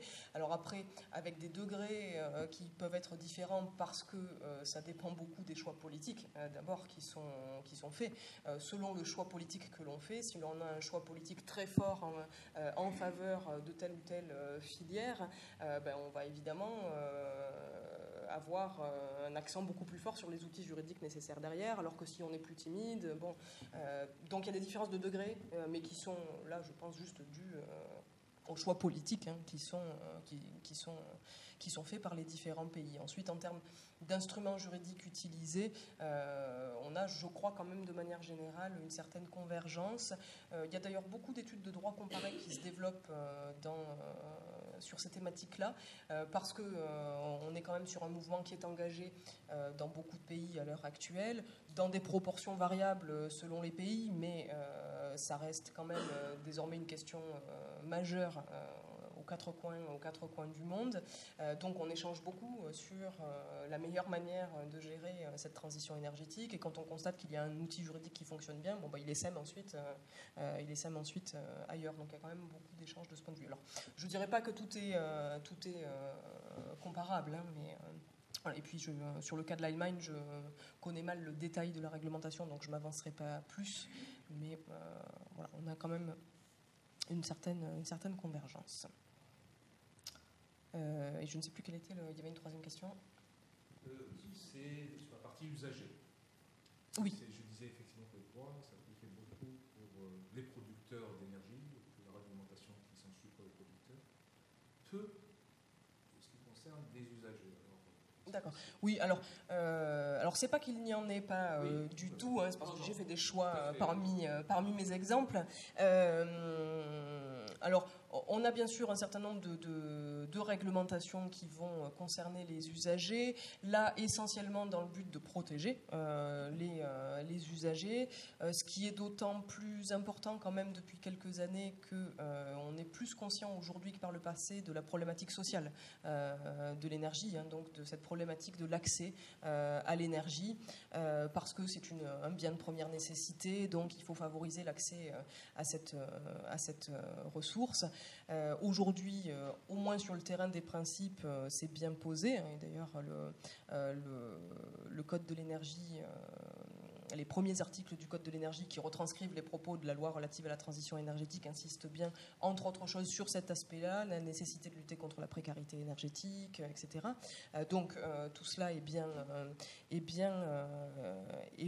posé. On a même une forme de droit à l'énergie qui a été consacré par les textes, mais bon, alors il vaut ce qu'il vaut parce que ce droit à l'énergie, c'est pas du tout un droit absolu. Ça ressemble un petit peu, je dirais, au débat qu'on a pu avoir il y a quelques années sur le droit au logement. Lorsqu'on a proclamé ce droit au logement il y a quelques années, on a dit c'est très bien, c'est une avancée de consacrer ce droit au logement, mais ça ne veut absolument pas dire un droit absolu au logement. Ça ne veut pas dire qu'à partir du moment où on a proclamé ce droit, toute personne aura désormais un toit sur la tête. Bon, pour le droit à l'énergie, c'est la même chose. Il est désormais proclamé par les textes, mais ça ne veut pas dire évidemment qu'on va régler le problème du jour au lendemain, et ça ne veut pas dire qu'on va octroyer gratuitement à tous les citoyens français l'accès à l'énergie. Ça veut dire simplement que désormais on a un certain nombre de mesures quand même, des mesures sociales favorisant l'accès à l'énergie. On va avoir par exemple des tarifs spéciaux de solidarité pour les personnes qui ont des revenus en dessous d'un certain seuil, hein. Donc on a un certain nombre de mesures qui ont été bien sûr mises en place, même si ce n'est pas un droit absolu. Et puis, il faut aussi parfois protéger un peu les usagers dans une autre perspective, hein, au-delà de la question de la précarité énergétique. On a par exemple des dispositions dans le Code de la consommation pour protéger le consommateur d'électricité et de gaz, pour lutter contre certaines pratiques qui sont parfois abusives dans les relations entre le consommateur usager et le fournisseur d'électricité ou de gaz, par exemple. Donc là, on a toute une série de règles protectrices, hein, qui figurent dans le Code de la consommation. Je voulais juste intervenir par rapport à ce dernier point. Moi, je vois que, par exemple, effectivement, le droit de l'accès à l'énergie diffère d'un pays à un autre. Moi, je vois ici, on ne vous coupera jamais quand l'électricité,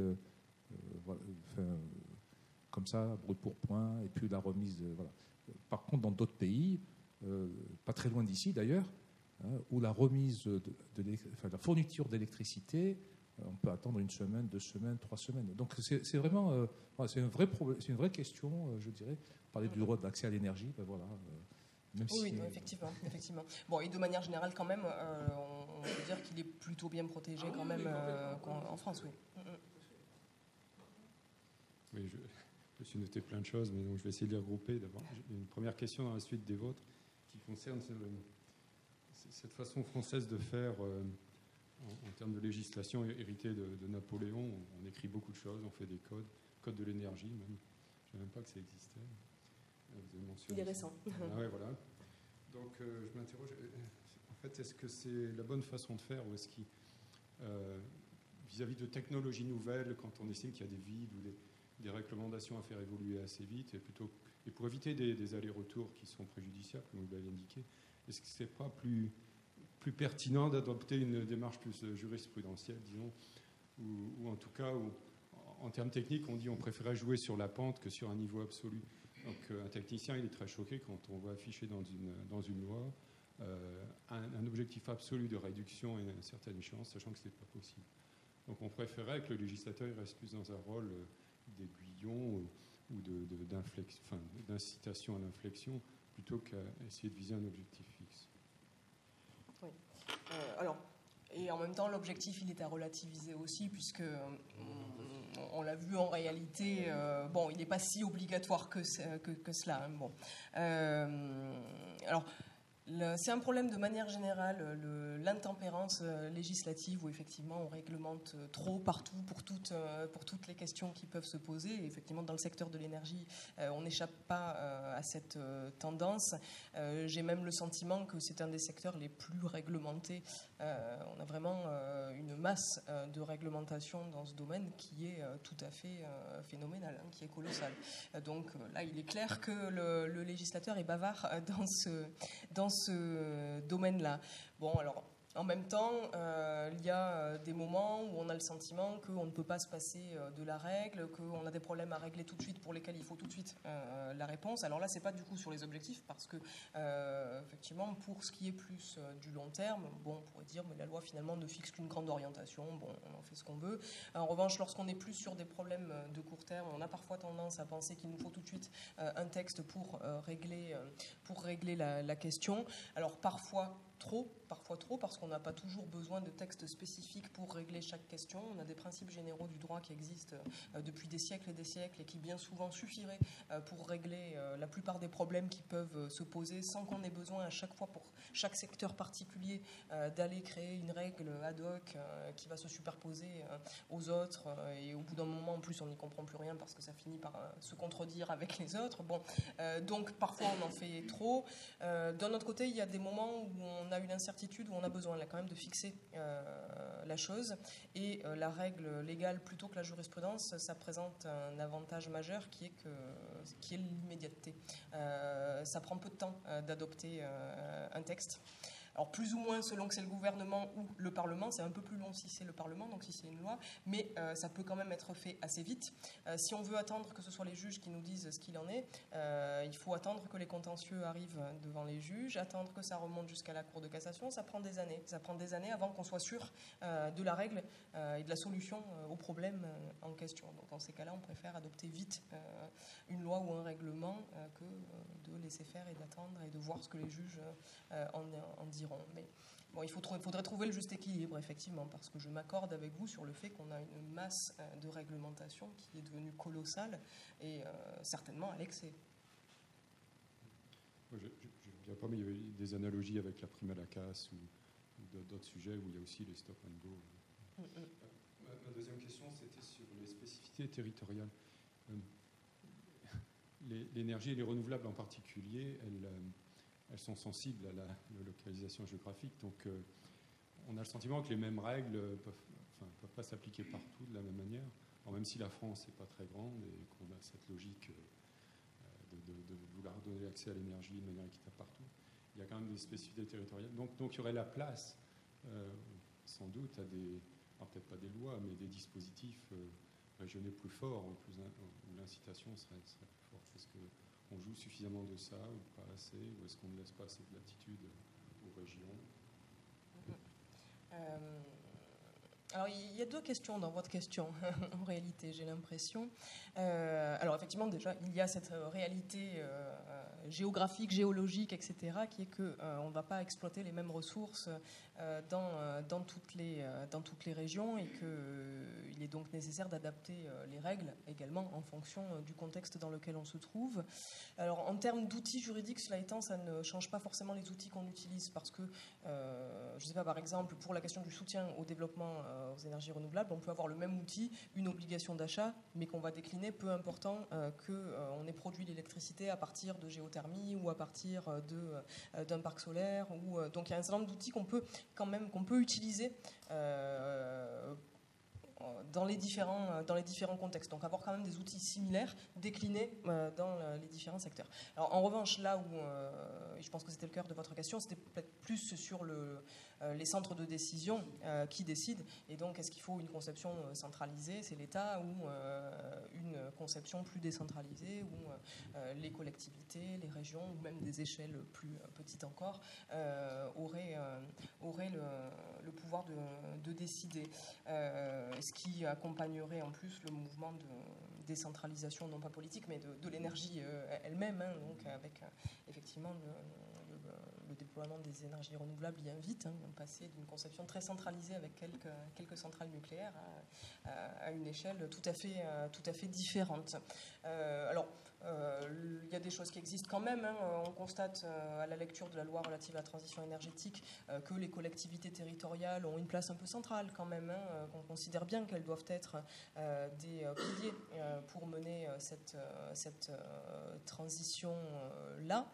Alors cela étant, parfois c'est plus pour imposer des obligations que pour leur donner des pouvoirs de décision, donc c'est pas forcément toujours équilibré dans la manière de le faire, mais en tout cas je pense que tout le monde est conscient du rôle clé quand même de cet échelon-là, de l'échelle territoriale, des collectivités territoriales, et de la nécessité qu'elles soient vraiment partie prenante de cette transition énergétique. Et si on veut qu'elles soient vraiment partie prenante, il faut qu'elles puissent prendre aussi un certain nombre de décisions. Et donc là, cette décentralisation-là, je pense effectivement qu'elle est nécessaire. Alors ça n'empêche pas que l'État doive lancer les orientations générales, mais on peut tout à fait articuler les compétences de l'État et celles des collectivités territoriales en la matière.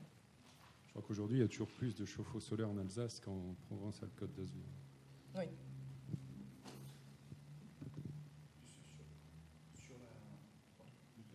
Sur la décentralisation, moi je vois aussi une histoire entre le fait que l'on ait des monopoles un peu partout, ou assez prégnants sur l'énergie, fait que du coup on doit réglementer, alors que si on passait par le marché, globalement on pourrait utiliser des règles plus générales ou peut-être alourdir.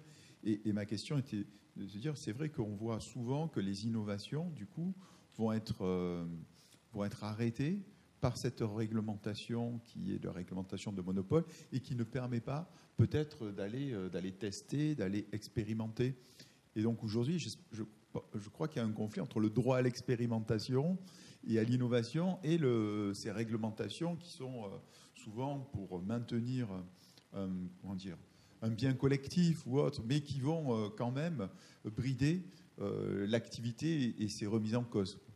Oui, alors ce qui est du coup un autre bon exemple du droit qui est finalement un frein à la transition énergétique, parce que pour ça, il faut pouvoir quand même mettre en place les différentes expérimentations nécessaires. Et alors, ce qui est intéressant au point de vue du droit lui-même, c'est que le droit expérimental se développe pour les besoins de la transition énergétique, qui est une méthode qui n'est pas propre à ce secteur, mais quand même on la connaissait assez peu par le passé, et on l'utilise de plus en plus, c'est-à-dire qu'on veut tester des nouveaux types de règlements, et on crée donc des normes expérimentales. Donc on va avoir telle ou telle décision qui est prise. Ça avait été le cas pour le permis unique, par exemple, que j'évoquais tout à l'heure. On s'est dit, on a un problème, là, toutes ces procédures d'urbanisme, d'environnement, d'énergie, etc., il faut quand même mieux coordonner tout cela. Mettons en place un guichet unique, un permis unique, on va devant un interlocuteur qui délivrera toutes les autorisations nécessaires au titre de toutes ces réglementations. Ça, on l'a fait d'abord à titre expérimental dans 2 ou 3 régions de France, je ne sais plus lesquelles, mais donc une première loi adoptée. Il est décidé à titre expérimental dans les 3 régions suivantes de mettre en place pour les 3 ans à venir ce système de permis unique. On voit si ça marche, et si ça marche, ensuite on a un nouveau texte qui étend à l'ensemble du territoire et de manière définitive la mesure en question. Et ça, c'est vrai que c'est finalement assez intéressant, parce que c'est pas une méthode qui était très courante jusqu'à récemment, et là on la rencontre de plus en plus souvent, notamment pour la réglementation du secteur de l'énergie. On passe par la règle expérimentale pour tester. Je ne sais pas si le terme existe, s'il y a une prospective juridique. Et je me demandais si... je suis marquée à vie par les scénarios, peut-être. Je me demandais justement si, dans l'élaboration des scénarios qu'il y a pour 2050, est-ce que la notion juridique est intégrée et la notion réglementaire est intégrée, ce qui pourrait permettre de dire que telle voie qui est tracée, qui est peut-être extrêmement efficace en termes d'énergie, mais va poser des problèmes de réglementation tels que l'application ne va pas être possible. Est-ce que ça, c'est pris en compte à votre connaissance, ou et si c'est pas pris en compte, pourquoi c'est pas pris en compte? Ça, c'était ma première question. Et ma deuxième question, ce qui m'a marqué dans votre exposé, de façon assez naïve, pour moi, la loi était une obligation. Enfin, juridique, ça veut dire obligation. Or, ce que j'ai compris, c'est qu'à toute une partie, il n'y a pas d'obligation. Et du coup, ça fait écho à beaucoup de discussions qu'on a avec les industriels qui nous disent, quelque part, tant qu'il n'y a pas d'obligation, nous, on ne le fera pas. Et ça, c'est ce qu'ils nous disaient il y a quelques années. Et où on a l'impression maintenant que les industriels, ce n'est pas la loi qui les contraint, mais c'est la société et le ressenti de la société qui les contraint. Ce qui, quand même, en tant que juriste, et même pour tout le monde, devrait quand même poser question si c'est plus la société que la loi en elle-même qui pose la contrainte. Merci. Alors sur la première question, la place du droit finalement dans l'élaboration des différents scénarios à venir. Alors, à vrai dire, n'ayant pas été associée moi-même à ces discussions-là, je ne saurais pas dire de manière ferme et définitive dans quelle mesure le droit est intégré à ce processus. Ça m'étonnerait quand même qu'il soit très très bien intégré dans cette discussion-là. Le droit est quand même un peu la cinquième roue du carrosse dans ce cas-là, donc je ne suis pas sûre que ce soit une donnée qui soit en tout cas un seuil déterminant, je ne pense pas. Que ce soit pris en compte accessoirement peut-être, mais je ne suis pas sûre que ce soit une donnée qui soit essentielle dans l'établissement de ces scénarios. Alors qu'il y a pourtant quand même un certain nombre de paramètres que l'on pourrait chiffrer. Par exemple, on a vu les contrats d'achat, ils sont conclus pour 20 ans. On sait déjà pour les 20 ans à venir, avec les contrats qui ont été conclus, combien ça coûte, etc., etc. Donc il y a un certain nombre de paramètres qui sont des données finalement fiables et que l'on peut intégrer dans des scénarios, et en disant du fait de ce mécanisme, on sait qu'il y a déjà tant de charges pour la collectivité qui en découlent, donc par ailleurs on peut peut-être pas imposer plus de temps de charges supplémentaires, etc., etc.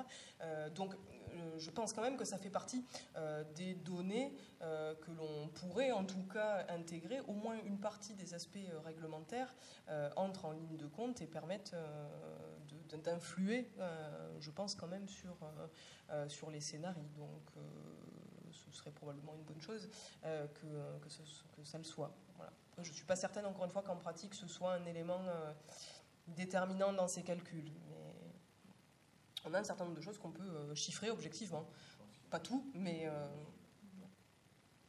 Et puis, s'agissant de votre deuxième question, alors c'est intéressant effectivement ce constat qu'on peut faire parfois, où on peut avoir le sentiment que ce n'est plus vraiment le droit qui contraint et qui va déterminer un citoyen ou une entreprise à avoir tel ou tel comportement, mais plutôt finalement d'autres facteurs, d'autres paramètres, le regard de la société qui va finalement plus peser que la règle de droit. Et alors ce qui montre bien qu'en fait on peut avoir en pratique d'autres formes de sanctions que la sanction juridique, et qu'on peut avoir parfois le sentiment que la sanction du regard de la société sera plus lourde pour une entreprise en particulier que la sanction juridique. On peut avoir certains comportements qui, même s'ils sont sanctionnés par le droit, le seront finalement à une échelle qui ne sera pas très préjudiciable à l'entreprise, alors qu'en revanche, un préjudice d'image très fort vis-à-vis de la société, lui, pourrait porter un coup très dur à une entreprise, avec une clientèle qui pourrait se détourner parce que l'image de l'entreprise en question a été gravement ternie. Et alors, sur les questions sociales et environnementales, par exemple, c'est un phénomène qui est désormais connu lorsque s'est développé la RSE, la responsabilité sociétale et environnementale des entreprises. Ça a été un mouvement sur une base volontaire et non pas sur une base de règles obligatoires imposées aux sociétés, où ce sont les sociétés, enfin les entreprises, qui ont adopté des démarches volontaires RSE pour donner une image verte, etc., etc. Et pour avoir là justement un gain d'image favorable. Bon. Alors, avec parfois des dérives, parce que parfois cette image verte, justement, elle n'est pas toujours le reflet de la réalité, ce qui pose, auquel cas, des difficultés et mérite du coup la sanction si ça a été trompeur pour le public. Mais au fond, c'est finalement un petit peu ça, jouer sur ce constat que vous faites à juste titre, selon lequel le regard de la société, le regard de la clientèle potentielle, etc., est parfois une forme de sanction plus efficace que la sanction juridique elle-même. Je crois que c'est une réalité. Oui, j'ai plutôt une question, je vais la poser sous forme indirecte, mais donc c'est à voir avec le curseur de l'action du législateur, intérêt général versus intérêt particulier ou l'entreprise. Donc je le pose de la manière suivante. Est-ce que l'État français m'autorise comme individu ou entreprise à construire un bâtiment neuf, non chauffé, qui est une passoire thermique, si ça me plaît? Alors, bon, on n'aurait pas forcément un intérêt majeur pour vous de le faire quand même, hein, mais admettons. Alors, si vous recourez au service d'un professionnel, un constructeur professionnel, l'entreprise en question, elle est liée par la réglementation thermique qui s'impose à elle et qui va lui imposer quand même un niveau de performance énergétique minimum à atteindre. Alors, dans cette réglementation, il y a différents types de normes, parce qu'il y a une partie des normes qui posent des obligations de résultat, donc là vraiment il faut atteindre le niveau qui est prévu par les textes, d'autres règles qui ne sont que des obligations de moyens, comme on les appelle, bon, et donc là on ne garantit pas forcément d'atteindre tel niveau. Bon, mais on a une partie des obligations qui sont des obligations de résultat, et désormais les entrepreneurs doivent respecter cette réglementation thermique, et donc alors c'est contrôlé lors de l'achèvement des travaux, etc. Et donc ça a un impact pour l'obtention du permis de construire, etc. Donc, voilà. Donc il y a quand même un minimum de choses désormais à respecter. Moi, ce qui m'a aussi marqué dans votre exposé, c'est la loi qui est faite pour favoriser, qui contraint et qui bloque. Enfin, c'était mon analyse, en tous les cas, peut-être que je me suis trompée. Et donc, je ne sais pas, je reviens un peu aux questions de Robert qui disait est-ce que la jurisprudence n'est pas bonne? Quel est le sens de la loi à ce niveau-là? C'est-à-dire qu'au final, à quoi ça sert de faire tout ça? Est-ce que dans les aspects juridiques, à un moment donné, il y a une évaluation de la loi ou je ne sais pas comment ça s'appelle, quoi. Est-ce qu'on fait une évaluation? Est-ce qu'on se pose et qu'on se dit bon ben voilà, ça a marché, ça n'a pas marché, ça c'est en contradiction avec ça, enfin une sorte d'autocritique, ou est-ce que le côté juridique c'est comme ça et puis voilà, enfin je veux dire c'est peut-être un côté un peu science dure qui est qu'on remet toujours en question par rapport à nos hypothèses de départ. Voilà, on fait une hypothèse, on fait une expérience, on fait une loi, on regarde si ça marche. Si ça marche, on fait un bilan et puis on repositionne les choses et on remet d'autres. Est-ce que c'est possible ou est-ce que c'est complètement illusoire? Alors ça existe et ça se fait même de plus en plus quand même à certains égards. Alors en tout cas au niveau du Parlement. On a quand même de plus en plus de lois pour lesquelles on a un processus en amont qui est plus long que par le passé, où on prendra plus de temps pour faire des études d'impact, etc., avant l'adoption de la loi, et avec ensuite en aval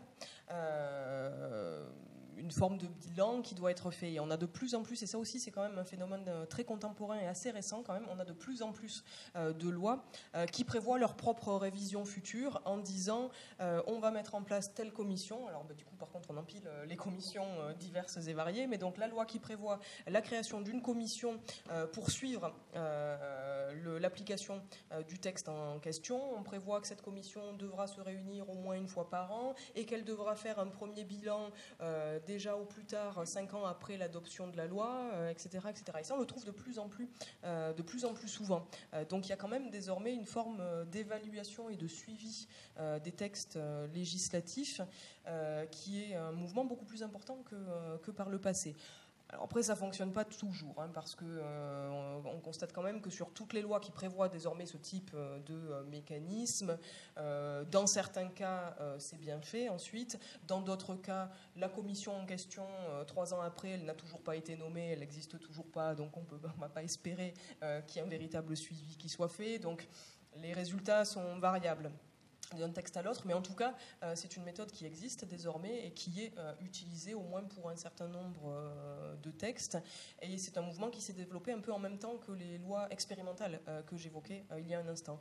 Donc la loi véritablement expérimentale, c'est lorsqu'elle prévoit en toutes lettres qu'elle ne s'applique pour le moment que sur une partie du territoire pour expérimenter d'abord à petite échelle et ensuite éventuellement étendre à tout le territoire. Mais en plus de cela, donc, on a aussi le suivi et ensuite de la loi. Bon, mais c'est pas pour toutes les lois. Et lorsqu'on est sur des textes qui ne sont pas adoptés par le Parlement, donc des décrets, des arrêtés, etc., on n'a généralement pas ce type de procédure. Donc c'est pas quelque chose qui soit généralisé, disons, à toutes les règles. Mais pour une partie d'entre elles, ça existe. J'avais une autre question qui est, de votre point de vue, donc de la spécialiste, au regard des lois, des règles qui sont émises, et de votre connaissance de l'énergie en général, vous pensez que c'est en adéquation? Quel est votre sentiment vrai en tant qu'universitaire, connaissant d'une part le droit et d'autre part l'énergie? Parce qu'on a aussi parfois l'impression que l'on soit simple usager, simple citoyen ou que l'on soit scientifique, que ces règles-là sont érigées par des... Parfois, on se demande si ça connaît vraiment le système, et de l'énergie en tous les cas. Donc, donc du coup, quel est votre sentiment là-dessus? Oui, et alors, des fois, on a le sentiment peut-être que les gens qui ont rédigé les textes ne connaissent pas parfaitement le secteur de l'énergie, mais on a aussi le sentiment qu'ils ne sont pas non plus juristes. Donc,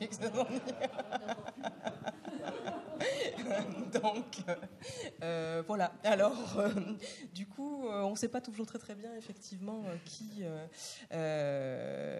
les a écrits. On a le sentiment, alors nous juristes, on dit parfois qu'on a l'impression que ce sont peut-être soit des financiers, soit des ingénieurs qui les ont écrits, mais pas forcément des ingénieurs du domaine de l'énergie non plus. Alors bon, voilà, il y a effectivement quand même un certain nombre de lacunes. Alors cela étant, je le disais tout à l'heure, la critique est aisée, l'art est difficile. Donc c'est vrai que le secteur est très technique, il évolue très vite, donc c'est pas facile de trouver les justes équilibres. Mais bon, on a quand même là une masse de réglementation extrêmement lourde, très difficile d'accès.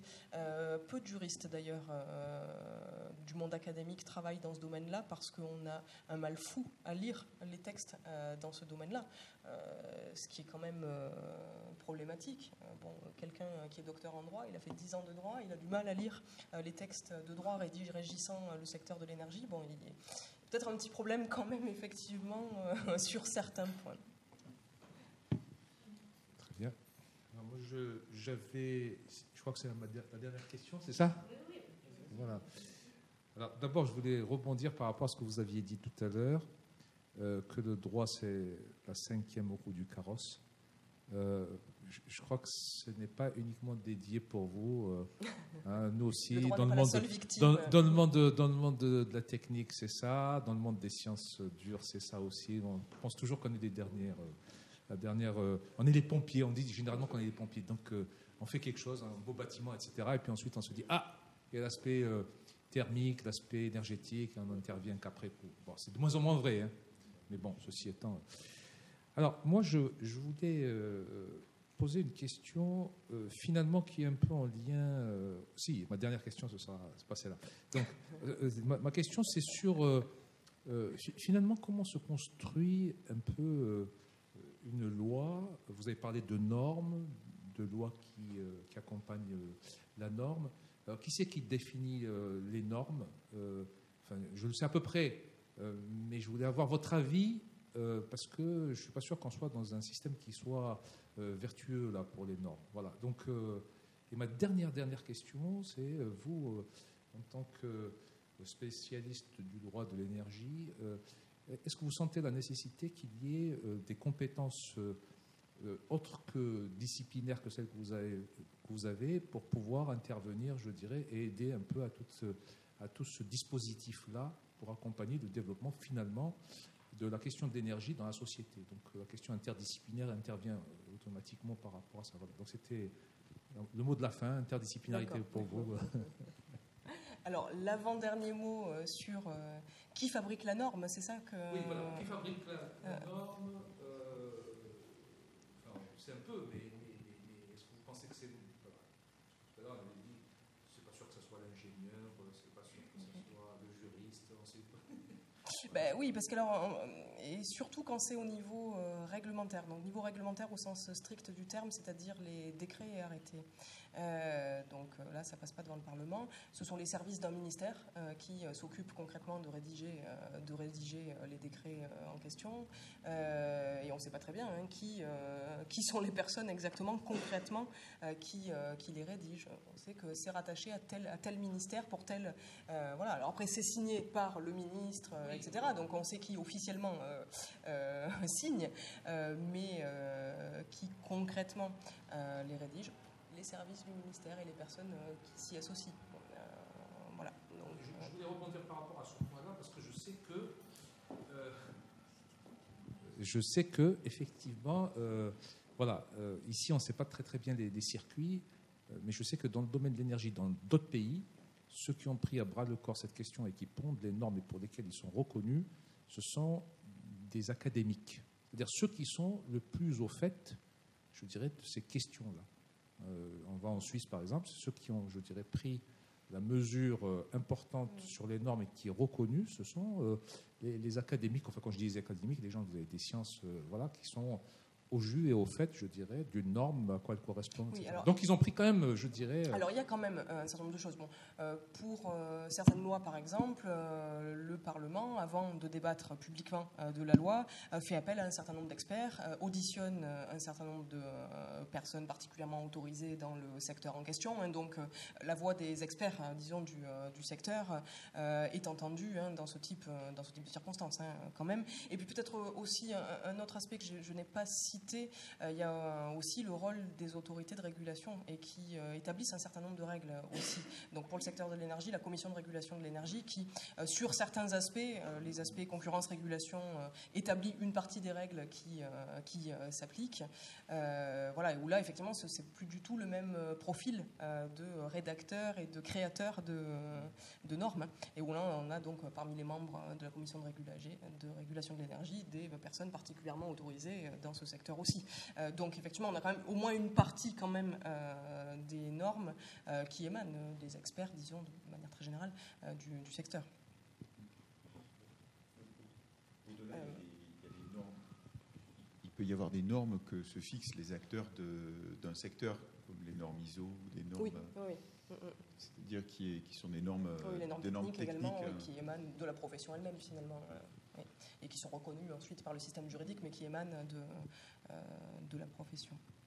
Et alors pour finir sur la dernière question sur l'interdisciplinarité, bon, je crois que la réponse est assez évidente. Je crois qu'on est tous conscients ici de l'intérêt d'avoir ce regard interdisciplinaire sur des sujets tels que celui-ci. Alors la transition énergétique en particulier et l'énergie de manière plus générale, ça s'y prête extrêmement bien. On a besoin de comprendre ces différentes données, je pense, pour pouvoir avancer. Alors après, on reste chacun avec nos spécialités. Moi, je suis juriste, je ne peux pas m'improviser biologiste ou économiste, mais ça m'aide d'avoir le regard des autres disciplines. Donc, je pense que, ne serait-ce que pour comprendre véritablement les problèmes auxquels on veut répondre, pour comprendre où sont à l'heure actuelle les difficultés. Bon, là, pour un juriste, le droit, il ne vit pas tout seul, il n'est pas en vase clos, il est là pour appréhender un phénomène social quelconque.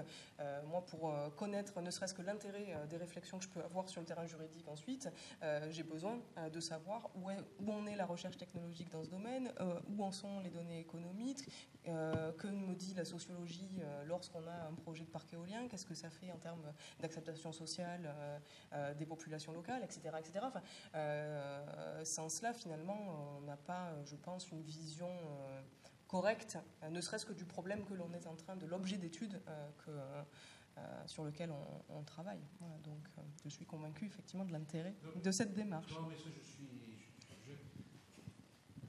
je ne doute pas un instant de ça.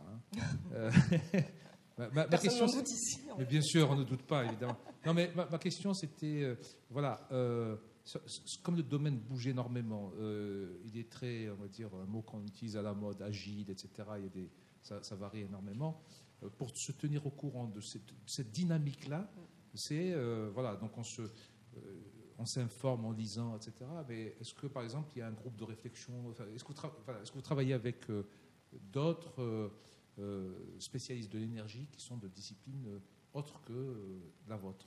Voilà. Alors, disons qu'en relation, et comment disons, habituelle, etc., ça reste dans des disciplines relativement proches quand même. On en discutait pendant le déjeuner tout à l'heure, je crois. Sur certains points, c'est intéressant, par exemple, d'avoir un juriste et un banquier qui travaillent ensemble pour comprendre comment fonctionne le financement de projets en matière d'énergie renouvelable. C'est en plein déploiement. C'est intéressant d'avoir ce regard-là. Bon, et ça, c'est établi. Bon, pour les formations dont je m'occupe dans le domaine de l'énergie, je fais intervenir ce type de profil-là. Et pour les besoins de la formation, c'est établi, encore que toutes les disciplines qui le mériteraient ne soient pas représentées, mais il y en a quelques-unes, disons, qui sont représentées, qui représentent les sciences physiques, l'économie, la géopolitique et la finance, disons. Donc il pourrait y en avoir peut-être bien d'autres, mais il y a déjà en tout cas celles-ci qui sont établies. Donc pour les besoins de la formation, je crois que ça tourne assez bien. Après, ça mériterait aussi sur le volet recherche d'être peut-être davantage fouillé. Voilà.